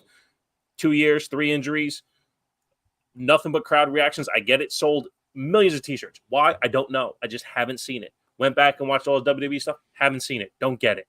But the crowd loves him. Okay. Doesn't mean it's good. People love McDonald's. I don't need it. So, like, at the end of the day, when it came to his promo, he said everything I was thinking. So to wrap all that together, he came out Company Man and did his thing. It's like, okay, that's what he's going to do. He's going to come here, play by the rules, and turn into the legend that, people say he is already. I think it's annoying how a lot of people are saying people who are shitting on the promo, they're asserting what they believe you must be thinking, right? And it's just not true. Digi says, and I trust Digi on stuff like this. TNA put in an offer as well for Punk, and he said during his out music, "I'm not here to make friends. I'm here to make money." And I do think there was a couple of little pot shots like that. I do think that was a shot at Tony specifically, because that was what he said in the Brawl Out thing, right? He goes, "I'm trying to run a fucking business," right? And these people are just playing friends backstage. So he's like, "I'm not here to make friends. I'm here to make money." But I will say that I think that was the most honest part of the whole thing, because I do feel like that's exactly what he's doing. He doesn't care about anything but himself, and he never has. I think that could be turned into a nice little heel run for him if he does it right? That could create a conflict if you have the right player on the other side. But I will say I'm not excited about anything that he's going to do, because the other thing is that I like my favorites, right? I love Kevin Owens and Sami Zayn and Bayley and Stone Cold, right? When you see Sami Zayn get into a match with Johnny Knoxville, and you've been a Sami Zayn fan since he was in NXT, and you go, man, what a spot for him. And then you see that builds him into the WrestleMania main event the following year. You feel good for a guy who got that. When you see a dude who you've only seen and heard of as an asshole start to get the things that he's always wanted, I don't get excited by that. Yeah. The other thing is this is you see Kevin Owens versus Sami Zayn in WrestleMania 2 years before they tag team in a main event, and you think, how fucking cool is that they get to work together? When I watch any CM Punk match in WWE, all I'm going to think is, fucking sucks for that guy who had to work with Punk. You know what I mean? Like, I'm not excited about that. And there's the generation of people he came up with that he inspired are so disillusioned with him now. Like, they're the people that came up and like aspired to be him and like had this relationship with him and stuff like that. They're either in AEW or they're in NXT or they're WWE, and they're doing fine. And why would it's to me, it's kind of like that stretch in the early 2000s where Shawn Michaels was going to do a match series with Hulk Hogan, and didn't work out because Hulk went into business for Hulk, and you just saw Shawn go into business for Shawn. Like this kind of, like, I don't see anything here that's going to be positive. I don't think there's anyone that wants to work with him. Everyone there is built up and doing so well. Why would it matter? It'll derail a lot of them. You know what I mean? Well, I think. Go ahead. Oh, Cody said it. Cody said it at the press conference. He's never seen a locker room that moves as a unit. And if Punk wants to come in here and help us move as a unit, By all means, let's do it. You want to help us grow and build us. When's the last time CM Punk says us? Yeah. It's always CM Punk. It's always me. It's never us. And if he says us, he's alluding to the fans that cheer his name. He's not even talking about the fans. He doesn't fucking love the fans. He never has. Never fucking has. He uses it braggadociously to say, hey, you guys cheer me. Ha ha ha ha ha. Yeah. Dude, Here's the okay. How about this? Do you of all the times we've heard the chant, do you ever think the crowd will say, you can't wrestle to CM Punk? Do you think that'll ever happen? No, dude, they're so disillusioned. It's so crazy. So the other day they posted on, I forget which one it was. Someone posted a clip of CM Punk taking on like all of the Shield. And I think Punk won that match. And I was watching the clip and I was like, dude, this is like bad. Like you could see right through his stuff. He wasn't connecting. He was slapping his leg all over the place. He looked like an indie wrestler in the middle of all this. And you saw a bunch of people bouncing around, making him look good, but you could see right through everything he was doing. And this was in the height of his era. And I sent that and I was like, do you see what I see? And you're like a knockoff shitty Adam Cole. And I was like, yeah, Adam Cole was inspired to be this shitty, right? Because I don't like Adam Cole very well. I see right through his shit too. But I don't understand how he could wrestle that bad in a company where people are wrestling at such high levels and have people still say that's the best. I don't get it. But to go back a minute, people are saying that people didn't like the promo because he didn't torch AEW, because there wasn't a physical confrontation, because it wasn't some massive pipe bomb. And that's not why I didn't like it. I didn't like it because it felt disingenuous. The way he said I've changed and provided no context, I don't need you to torch Tony Khan or AEW. But if you said I've changed, give me something. Saying I've been through things recently that is not exactly a secret that has really affected the way I think about things. That's all I need to hear. But to say I've changed and it's cliche, but I love all you guys, fuck off. Right. That's gaslighting, motherfucker. Right. That's exactly what that is. You abuse someone in a relationship and say, but I've changed, and provide no context. You're gaslighting. You're manipulating. You're not genuine. Give me context. Give me your new perspective. I've changed. How? How have you changed? All you said is I've changed and I love the fans. Did you hate the fans before? You know what I mean? Like, you're giving me nothing here. And that's what I meant by it when I said I didn't like it and it was shallow and hollow, because it was, you gave me nothing. I've changed. That's your whole promo? Tell me how and why, without telling me names or instances. I feel different about this place than I felt about it 2 years ago. I've been given a new perspective about this place since I've been away. I had a talk with Hunter in a way I've never talked to Hunter before. Phil talked to Paul in a way that Phil's never talked to Paul before. Remember they cut that promo when he's like, I'm not Punk talking to Triple H. I'm Phil talking to Paul Levesque. And he was saying he was going to kick the shit out of Triple H. Have him call back to that. You don't have to call back to AEW.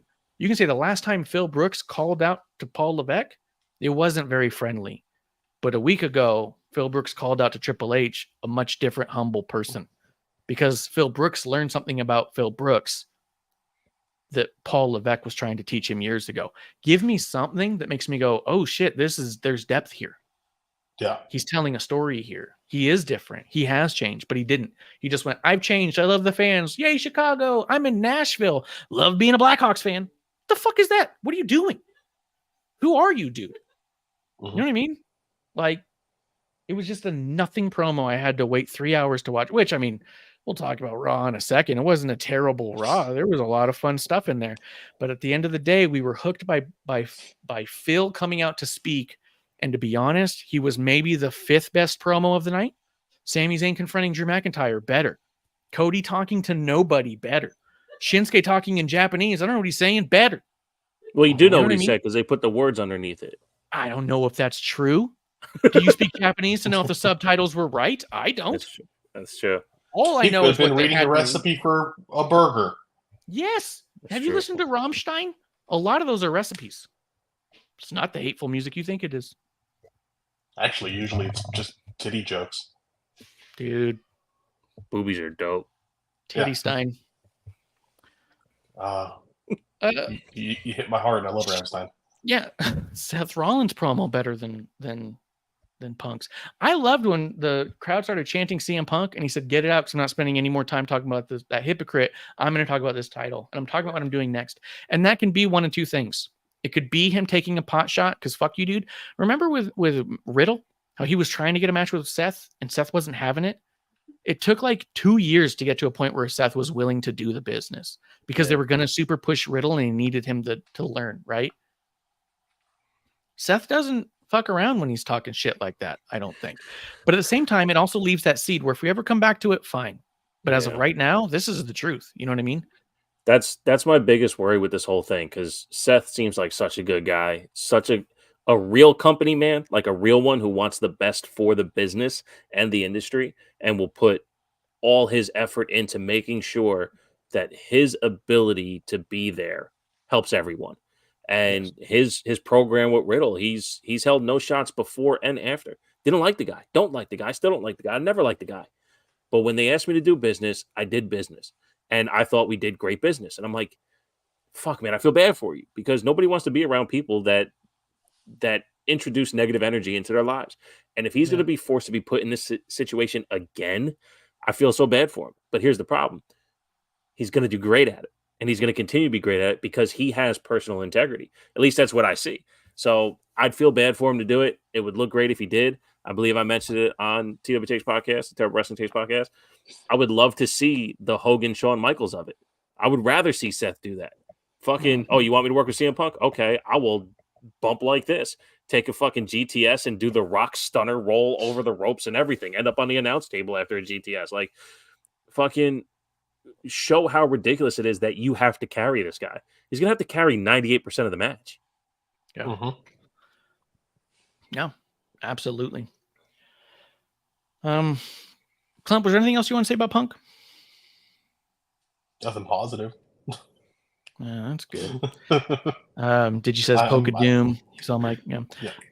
Before that too, he said he's all Mike, and after Dizzy said that CM Punk's all Mike, you had actually got right into the reason he's not all Mike. Just because you can say words clearly and invoke a reaction from the crowd doesn't mean you're actually saying anything.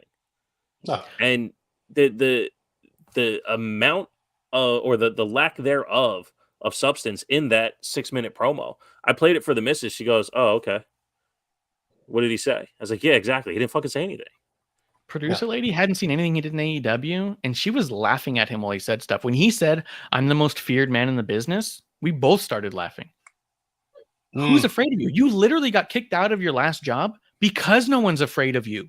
Silver spoon, non-able to fight little tiny underweight bitches attacked you because you, a professional fighter in UFC, are so bad at giving off an aura that you can fight that they had no problem confronting you physically. No one's afraid of you. If the Young Bucks aren't afraid of you, you're a cupcake, dude. No one's afraid of you. Like, what are you talking about? That was so funny. And then saying that everyone's afraid he set the bar too high. That was probably working. I imagine that's going to be his story as he moves into any story he goes into. I've set the bar X high. I just don't buy it. There's nothing that anyone's doing that's worse than him. What bar? Yeah. Where is it? It's nowhere near Romans. No. It's nowhere near Romans. I haven't seen one match that looks like a Seth or an AJ match. I mean, what are you talking about? Yeah, I feel like he's coming in. He's going to be the WWE interpretation of Chris Jericho's career in AEW. Hope not, but I hear you. I hear you, but I hope not. It is CM Punk Appreciation Society. Oh, that'd be a new straight edge society. Yeah. I don't know. Digi says, I wonder if Punk being signed is really about getting his wife. I mean, I don't know that that's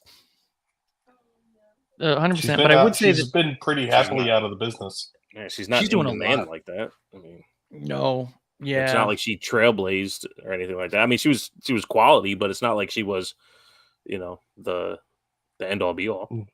Nothing. She was probably the best women's talker for a while. Yeah. For a while, I think she was the best talker the women had. But at a point, I do think the women's division was maybe arguably in some areas at its worst. I also don't think you signed CM Punk for 3 years to get AJ Lee to come in for the Royal Rumble. No. I just don't think you do that. Although I would love AJ in the Rumble. I would love to see her do a short program with Bayley and maybe pivot into a Mania match against Becky kind of on the side. That'd be great. It would be great. But when I went back and watched some stuff that I missed of WWE, AJ Lee was on a lot of it. And every time I'd watch a match of hers, her song would be stuck in my head for like 3 fucking weeks. I love that song. Dude, it's if it hit at the Rumble, then I think you're absolutely wrong. You do sign CM Punk to bring his wife at the Rumble because that fucking entrance music would get a pop. That's true. That song is so good. Every time I watch stuck in my head now. It's stuck in my head. It's always stuck in my head. Dude, and anytime I hear it, I'm like,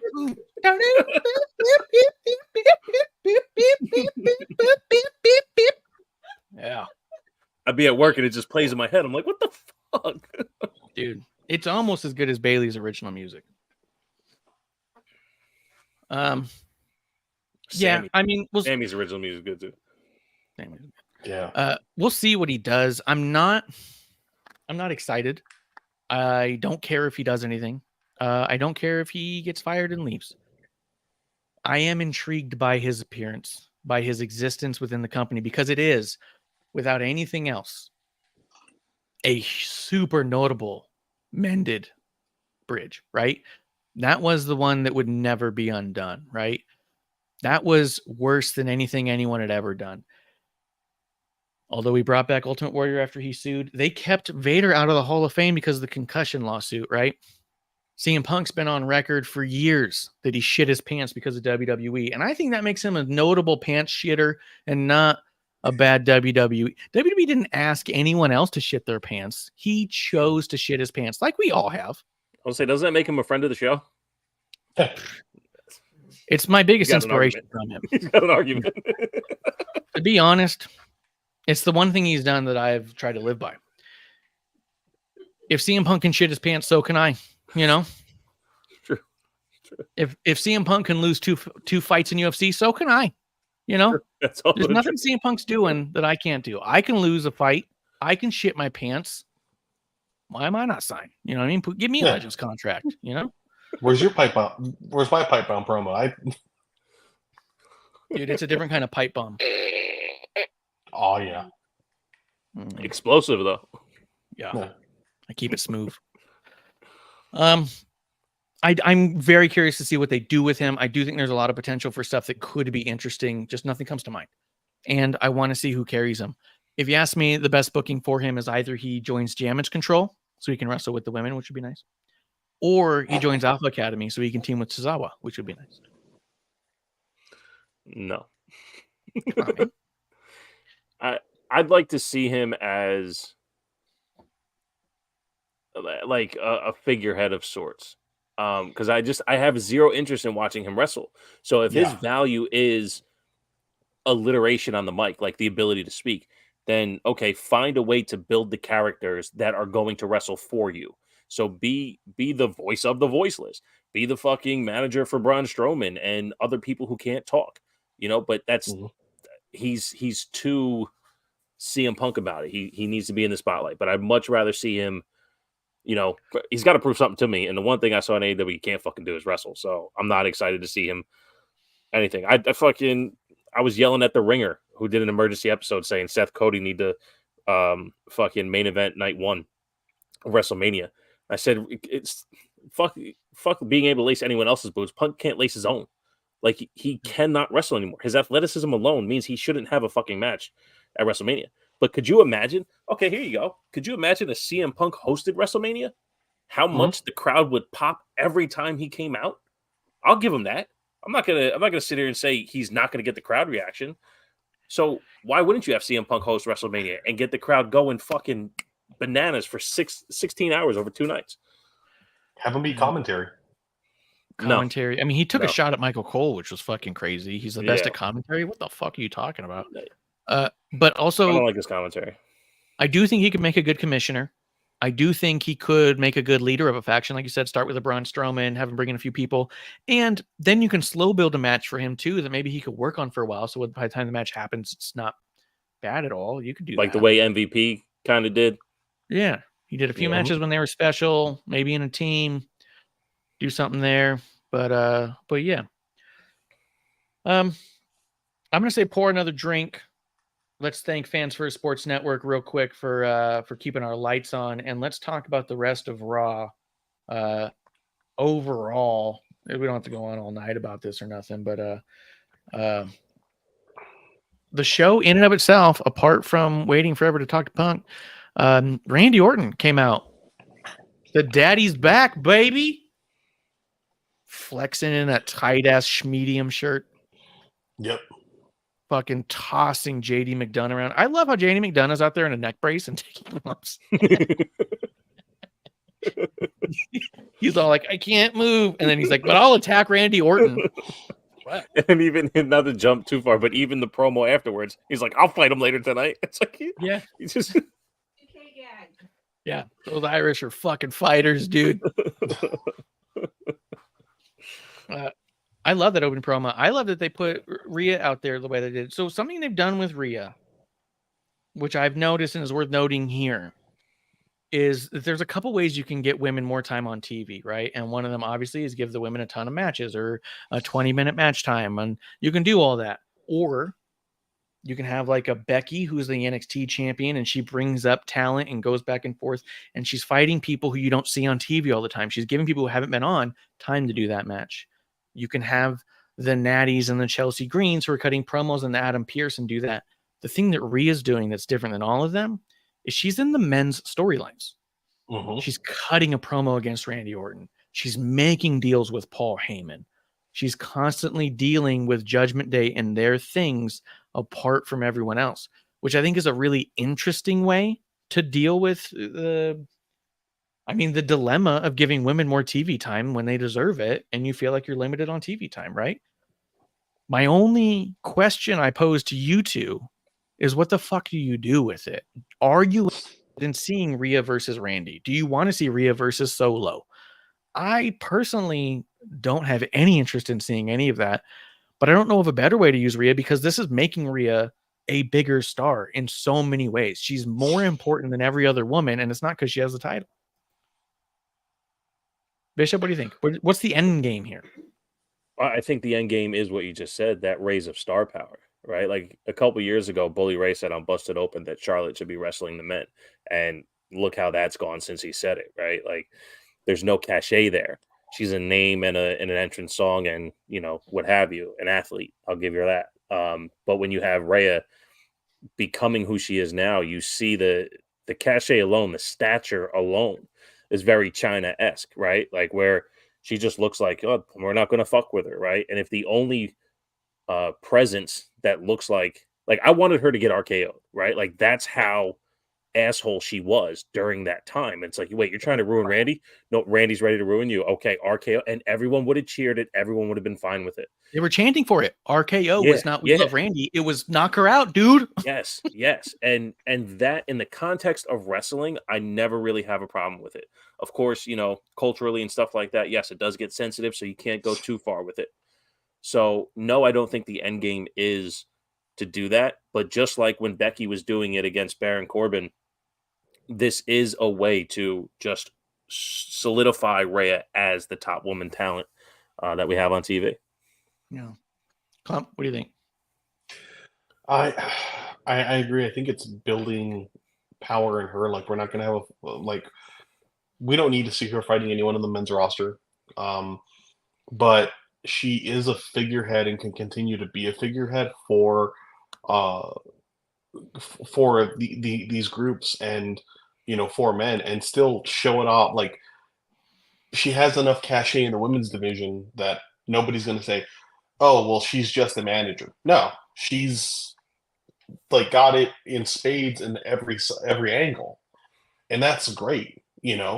I think she is getting her going toe to toe on the mic is something really special because for lack of a better way of putting it, there's not been a great deal of mic time for women talent in comparison to men's talent. Like it's getting better for sure, but it's still not there. So her doing that is a huge step up. And I think what it can do is build more time for other people, because you could have somebody like Becky be attached to a Seth and then go toe-to-toe with Rhea, you know?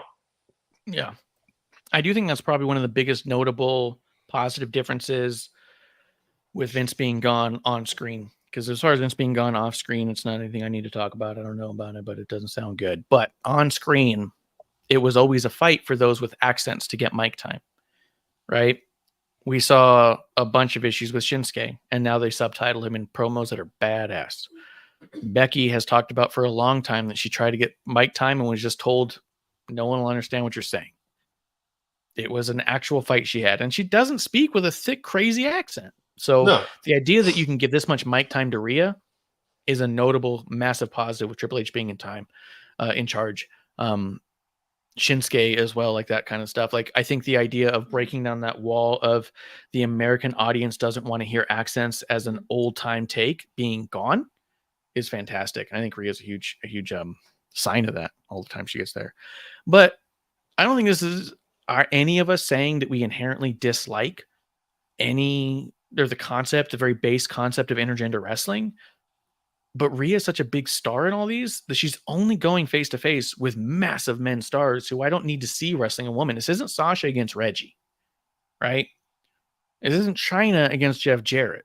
And it's not a knock on Jeff Jarrett, but he was a mid-card title assistant manager, as they say on his podcast. It's hysterical. He was the IC champion in a time when the IC champion meant less than the world championship. Right now, it's a little hard to say, right? The line's a little more blurred.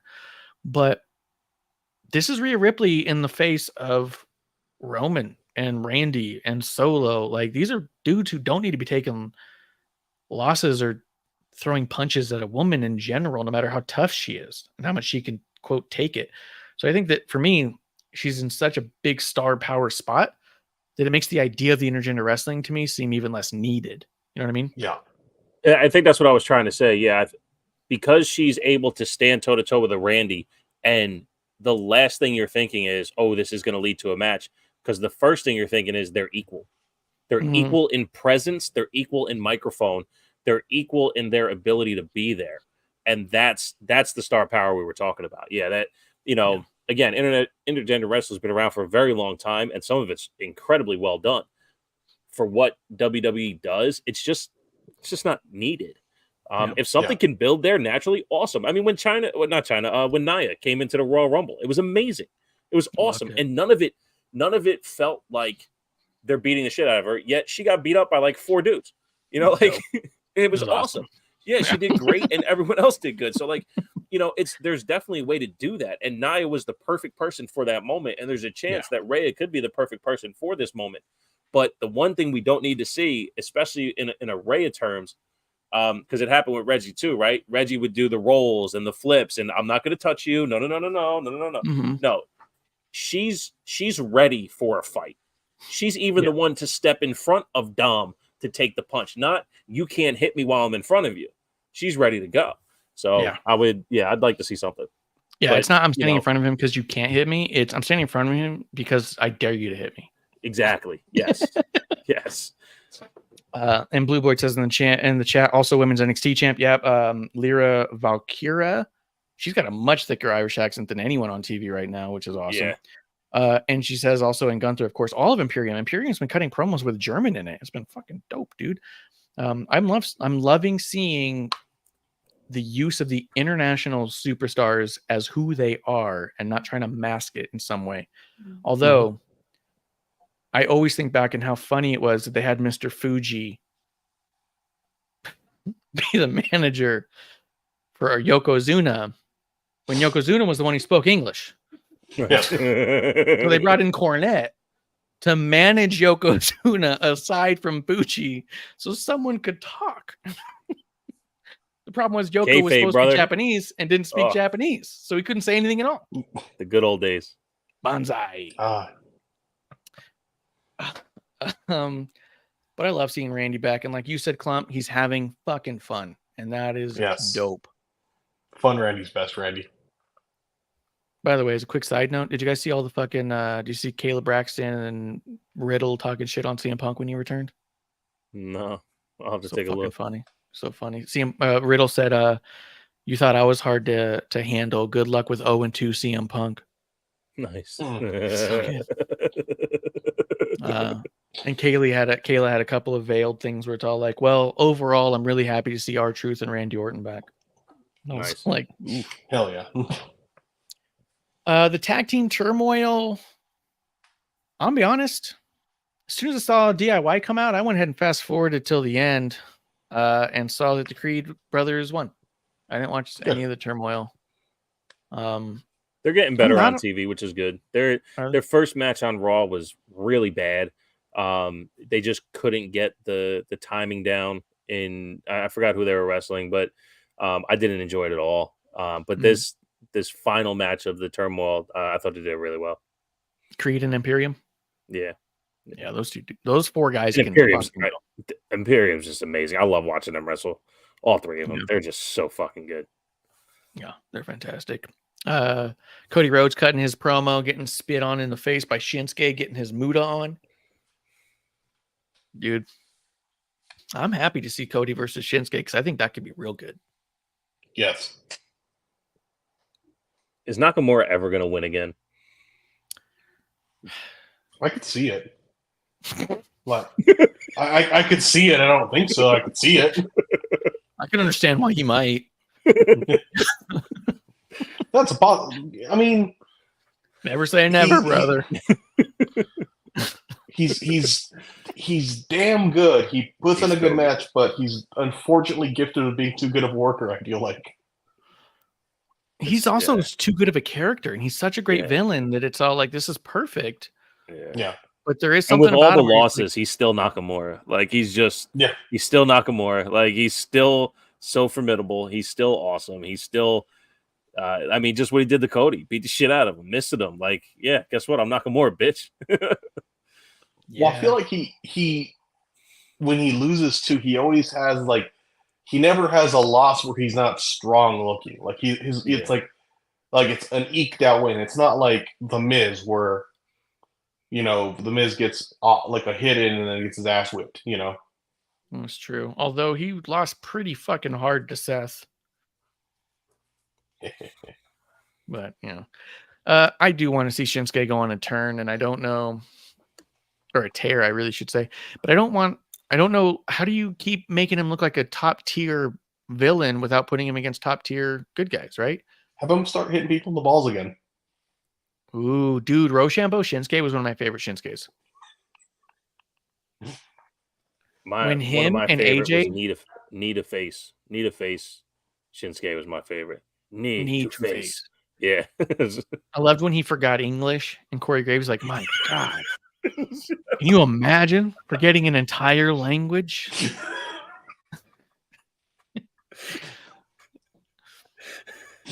So good. Yeah. No speak English. Oh my. Oh, he forgot. One of my favorite Corey Graves moments. I guess he doesn't need to win. He's just Nakamura, and he's awesome. So, and I think we talked about this before, maybe on episode 1. He's here. He's in America. He has no desire to go back home. He's got his family here doing his thing. He's just going to come to work and do his part, and he does his part really fucking well. That's a good point. He's happy to surf. He's happy to surf and do what he does. Yeah, which is spit in motherfuckers' faces. And for anyone just tuning in, I mean, this is where every show is our first show because we can't get a single show, right? Which I'm sure you've caught on to by now. If this sounds like episode 1, it's because every show is episode 1. Yep. We do get Big Bronson Reed, which I don't know why you got to call him Big Bronson Reed at this point. Like Colossal was good, but then they have Omos, and I don't know. They're running out of ways to refer to their giant guys, and so they're just kind of like rotund Bronson Reed. Yeah. Ruben-esque Pop Bronson Reed. Wide ass Bronson Reed coming on out. 2 seeds Bronson Reed. Bronson Reed coming out. Weighing in at we don't know.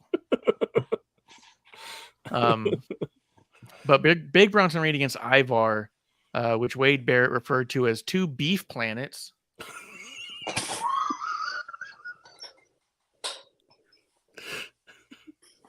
Yeah. 2 beef planets. I believe Michael Cole even checked them on it, and he's like, I don't know, they're just really big. Yeah, they're just really big.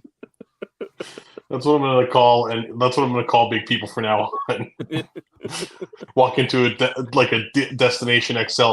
Look at all these beef planets. Yeah, dude. And I'm not saying that you're like in bad shape or nothing, Klump, but you're a big dude in general. Like you're tall and everything. It'd be awesome if you walked through work and went down the hallway and said, "Beef Planet coming on through. Make your way." You know, Or just announce you gotta yourself. Oh yeah, I'm doing that now. print up a shirt that just says Beef Planet. Beef Planet. Dude, we should just make Oversized Beef Planet meatball. shirts.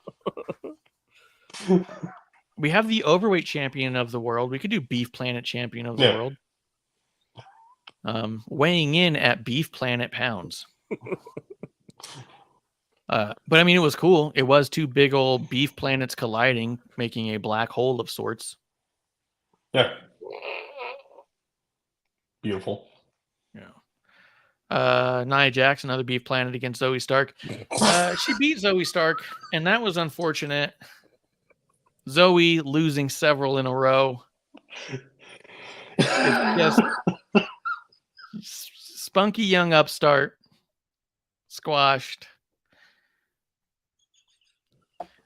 I will say, I think that they've misspelled Annihilator. I think NIA is meant to be in the middle of it. The Annihilator. They've so, but I do think Corey didn't call. No, Corey didn't call that one. I do think that Zoe doesn't need that shit, though. You know, come on, keep them apart. And the fact that Nia's new finisher is like squashing you with her hole after the whole thing, you know what I mean? That sit down splash, like that's awful for anyone under there. We used to get a lot of really lewd comments about Nia. I wonder if it was like feeding into those. I hope so. We do get Seth freaking Rollins talking shit on Drew. Drew comes out and he headbutts the title, breaks his face, his pants fall off, and he just kind of willy-nillys it out there for a bit. Got a concussion. I know he Goldbergs himself. I think heel Drew is best heel or best Drew, I think. There's no good Drew. Right. But I'm going to boo him either way. So at least if you give me shit to boo him about, I can be on board with the story. But he's just such a shallow character. Yeah. You know what I mean? Like there's no depth to this guy. Yeah, that's just, we said it before, right? Like there's no character development. Drew has no character awareness. So like you just said, he goes out there, he attacks Seth in a way, and then makes a fool of himself. Yes. It's just, yeah. Yeah, I don't. He goes out there like a drunk uncle. Yeah. Let's see. Oh, the Jay and Randy backstage segment, real quick. Jay saying, "Sorry, bro," and then Randy being like, "That's all I wanted was an apology, man. Look at Drew. An apology. Just gotta apologize." Jay learned his lessons. He's apologizing now. Randy said, "As long as you're not in the bloodline now, we're good." Which to me seems a little weird, right? Is this back burner Randy heel turn fodder? Here's how we're going to turn Randy heel is once he's done with the bloodline, he attacks Jay, who he said was fine. And now we get Jay versus Randy. I mean, that's fantasy booking, but I can definitely see how you get there. And it makes sense. Yeah. But I think Randy's promo was perfect, right? He goes, I've done my fair share of bad things. You do what you had to do at the time. As long as you're better now and you're choosing a different path, then hey, we're good to go. Like it was perfect. What 8 seconds worth of sums everything up. And to your point, all Randy has to do is hit him with an RKO to nowhere, give that face, and go. You thought I was actually going to forgive you? Done. Yeah, and now you're there after the races. Because the other thing is Randy winked at the camera when he said, and I mean every single member of the bloodline. And then he's like a big old wink. Like, wink, pink. Mementos, pink. It made me think that Paul Heyman's getting an RKO. made me think that Sami Zayn's getting an RKO and Jay's getting an RKO because he said every single member. And that doesn't mean I'm going to go after Solo and Jimmy and that's it. You know what I mean? Yeah. So this felt like a really nice way for him to back burner Jay so he could focus on the others and come back to Jay. In a real way. Go ahead, Klump. Off on Seeker getting RKOs and probably dying after. Rikishi's gonna get one. I had this thought when I was listening to Randy say that. It's plausible and I like the idea. Why don't you just have him beat Roman? It gets rid of that. What do we do next? You know, like, because you're not, to your point earlier, you're not going to make a new star. You're not. You're just not going to solidify the next guy. But if you have a legend do it, Randy could even say, look, I am the legend killer. You are now a legend. It is my job to kill you. I am coming for that title. Bang, done. Randy wins, gets 15, and then all of a sudden loses to Cody. The legacy built whole thing. You know, you mentored me, mentee, all that shit. Bang. Now Cody beats Randy. Cody's now on his way to his run of a year and a half, if need be. You know what I mean? Like, that's why I don't fantasy book, because it sounds too good. And that's, I think, exactly what should happen. I like that. I think you get Randy to flip-flop the title a couple times, and so he gets up to 16. And then at Mania, you have Randy versus Cena for the title, which has become vacant because they stripped it from Seth and just said, dude, what are you doing even? This is way better. And then they just hang it up, and it's not even a ladder match. It's just hanging there for aesthetics. And then they just say, hey, Seth, we don't need you as a champion because, like, what are you going to do, right? But Randy and Cena for the 17. Whoever wins this match becomes the 17th champion. Boom, hit boom, right? And then Seth is all like, but what about my match? You're like, I don't know, do an open challenge again, idiot. And then they bring in somebody and whatever, right? And then they both get knocked out, and Ric Flair comes out, and it's cashes in Money in the Bank. Yeah, he cashes in Money in the Bank, and he spritz them all with his woo juice. He's got a woo juice now. Look it up. Look up woo. It's with 4 O's. It's an energy drink. Ric Flair and his woo juice all up in the eyes and face of Cena and Orton. Yeah, because you got to shake the cans. Can't spritz woo juice without shaking the cans. Get your head out of your ass.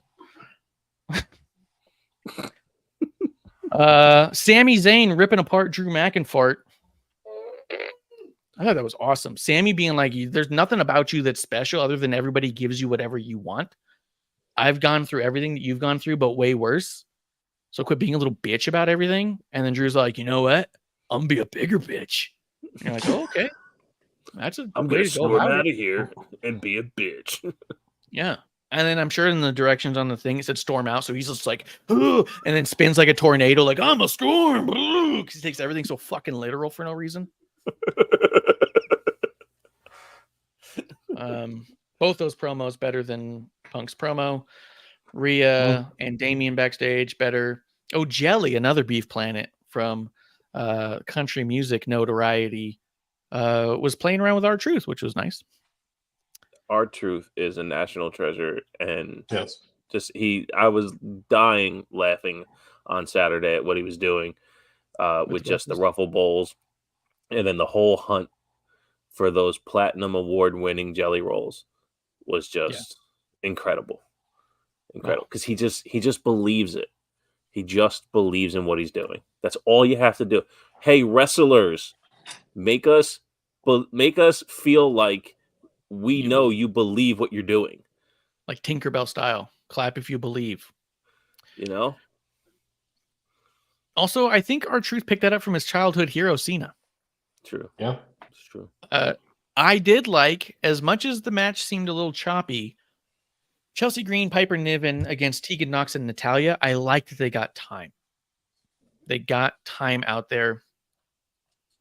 I feel like I'll catch a lot of shit from this because people think I'm trying to knock the women's division, but I'm not, because I love the women's division more than anything else. But I feel like we've talked about before, Natty will slow down to make sure other people can catch up. I feel like that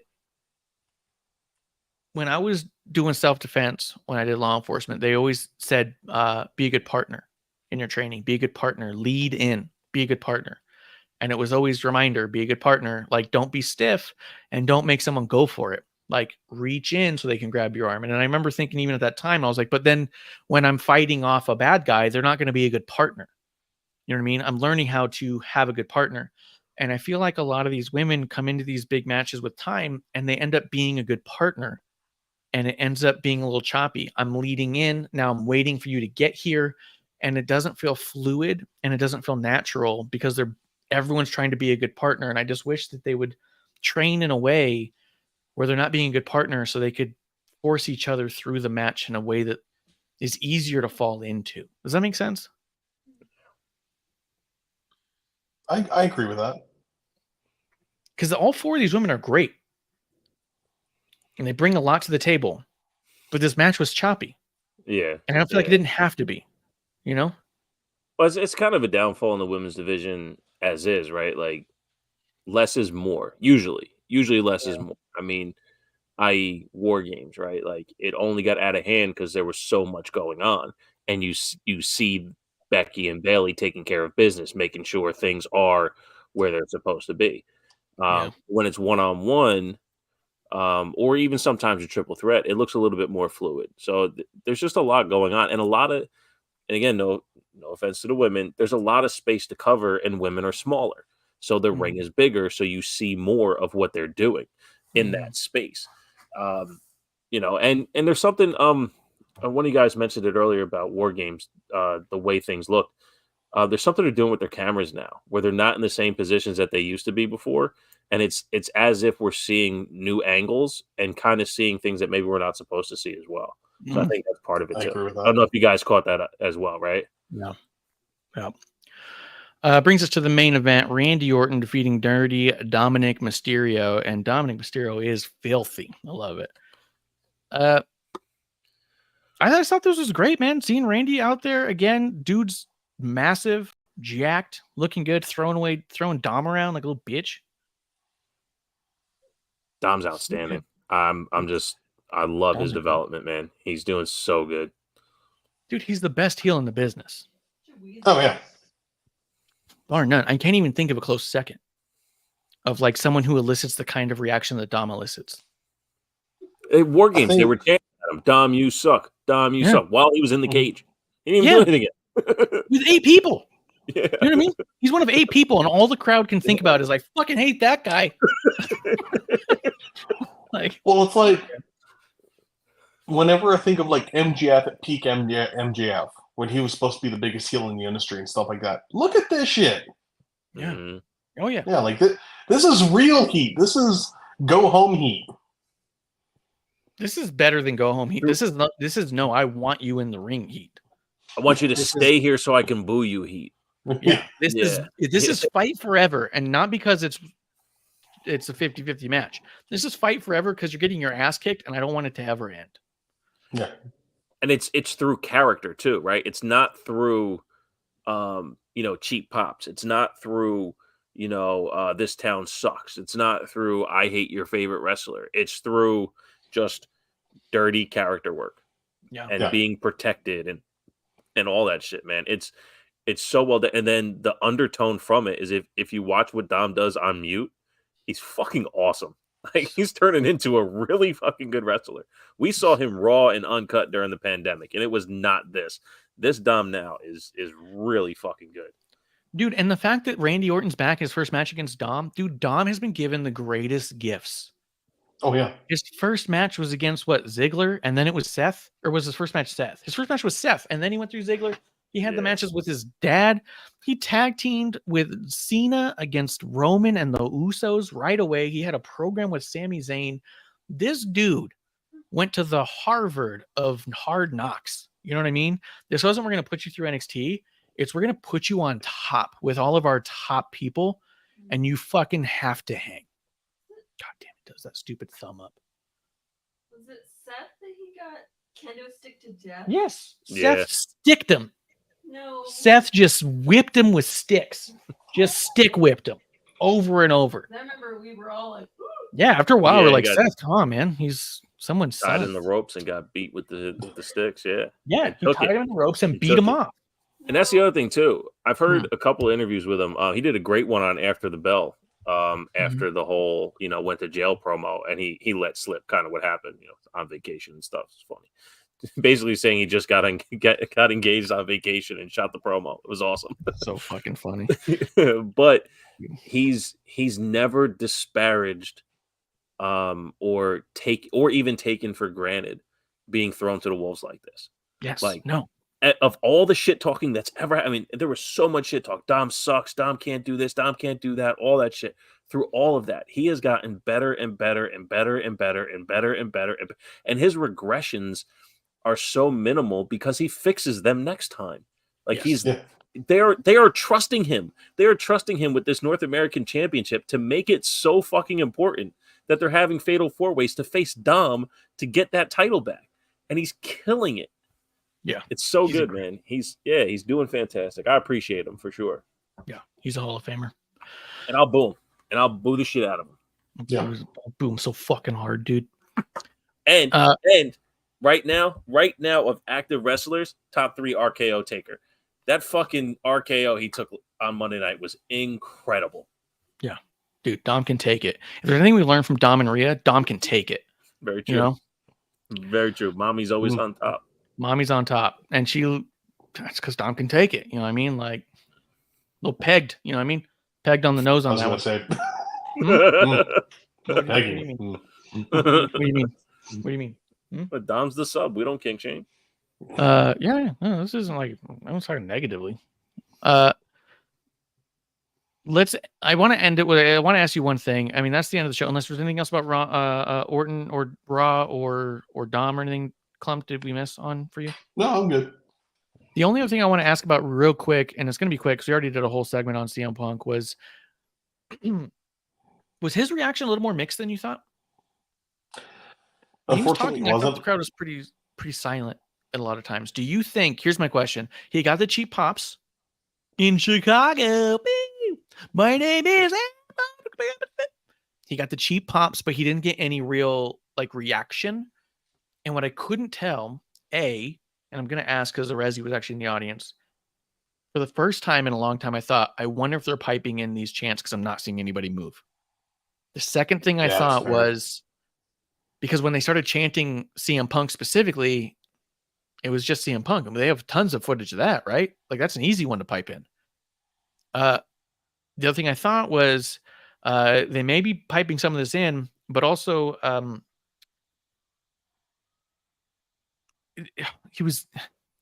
were they just listening? Were they so on edge of their seat, waiting for him to say something that means something, that they were just silent because they didn't want to miss it? But then when he just didn't, they just leaned into the cheap pops because, well, we might as well have fun. We might as well sing along if he's not going to say anything. Was the silence between stuff, between his cheap pops, because they were listening or because they didn't care? And I couldn't tell. And was the cheap pops piped in? I don't know. What do you guys think? I don't think it was that they were listening. I think you're giving a little bit too much there. I honestly think it might have been that it's not Chicago. This is a little bit overblown, that people are a little bit cynical to it, because also Nashville is Tennessee. That's a pretty wrestling heavy state, and they've had AEW through them a lot. So they're a pretty savvy crowd. I mean, I would like it to be the situation of them just kind of being like, okay, whatever, because I think that's what he honestly deserves at this point. Yeah. Bishop, what do you think? Yeah, I think the first thing I noticed is that the CM Punk chant, they ended quick, like in the beginning. When they were chanting his name, it stopped really quick. Yeah. And that surprised me. That surprised me a lot. And then when the CM Punk chants were happening, I said to myself, wow, this sounds a lot like those piped in Dom chants, right? Yeah. When people were booing Dom and it was claimed to be piped in, I was like, oh, this sounds very, very similar, just audibly, right? Yeah. So the fact that you brought it up that way, I'm like, wait, so is the Dom stuff piped in too? Because the audio sounded incredibly similar. But to your point, The only thing they reacted to was at the end when he goes, and his name is, and he threw the mic up, and it was CM Punk in unison. Yeah. You know, so is that, again, part of that? Did they pipe it? Did they not? Personally, I don't think they pipe anything in because I don't think they benefit from that. I just don't. I agree. You know, but is there a chance that they boost the audio? Sure. Yeah. Because not every stadium or arena gives you the response or the feedback that's actually coming, right? Or even mic setup. Sometimes the ring is mic'd louder than others, you know, like, so I would say there's a chance they may have boosted it so you can hear it better, but I think you nailed it, dude. He had nothing to say, so the crowd didn't respond. Yeah, that's what I think. Yeah. And I think it's been another great episode 1 here in the dive bar of the IWC. Bishop, real quick, because you haven't brought it up, I think, ever. How do people find you outside of our lovely dive bar of the IWC? Yeah, man. Thanks for having me on again. Just at TW Takes Podcast on X/Twitter. And for all audio platforms, go to twtakespodcast.com. If you just want to sample it, there's a radio player on the main page. Just hit the play button, listen to it. Download me wherever you find your podcast, because I'm sure if you do audio, you already got it set up. So just search Terrible Wrestling Takes, TW Takes Podcast, and you'll find me. Marsh, thank you so much for having me on. Awesome. Thank you, Bishop. Klump, anything you want to leave the drinking buddies with? No, I'm happy to be back. This will not be a one-time thing. Dude, I am so happy to have you back. Full time, full bore, full Klump, Beef Planet Klump. Beef Planet. The man. Dude, that's got to be it next. Beef Planet Klump is awesome. Klump, I did lose my Twitter, so I could do Beef Planet Klump now. You could do Beef Planet Klump. Plus, I've been moving to Threads. I've been sitting on Threads, kind of scrolling through and lurking, and I like it so much more than this X-Twitter bullshit. It is so fun over there, to be honest. So I'm using X-Twitter less and less and less. That's why my @ over here is my Threads @ MarshRef, but my Venmo is @RefMarsh. We are at WOTR the show on X for now, but you can find us on Threads and Instagram and YouTube at Wrestling on the Rocks. We are wrestlingontherocks.com/shop to buy your badass merch. Guys, we'll be back here in the dive bar of the IWC for a brand new episode 1. Whenever, put the I and subscribe and the known notifications, and you'll find out when we're going to be next. Guys, that's the last call. Cheers. Cheers. Producer Lady here. Thanks for tuning in. Continue to support and buy us a drink by putting the I and subscribe and reviewing our podcast. And cheers to Fans First Sports Network for keeping the dive bar lights on.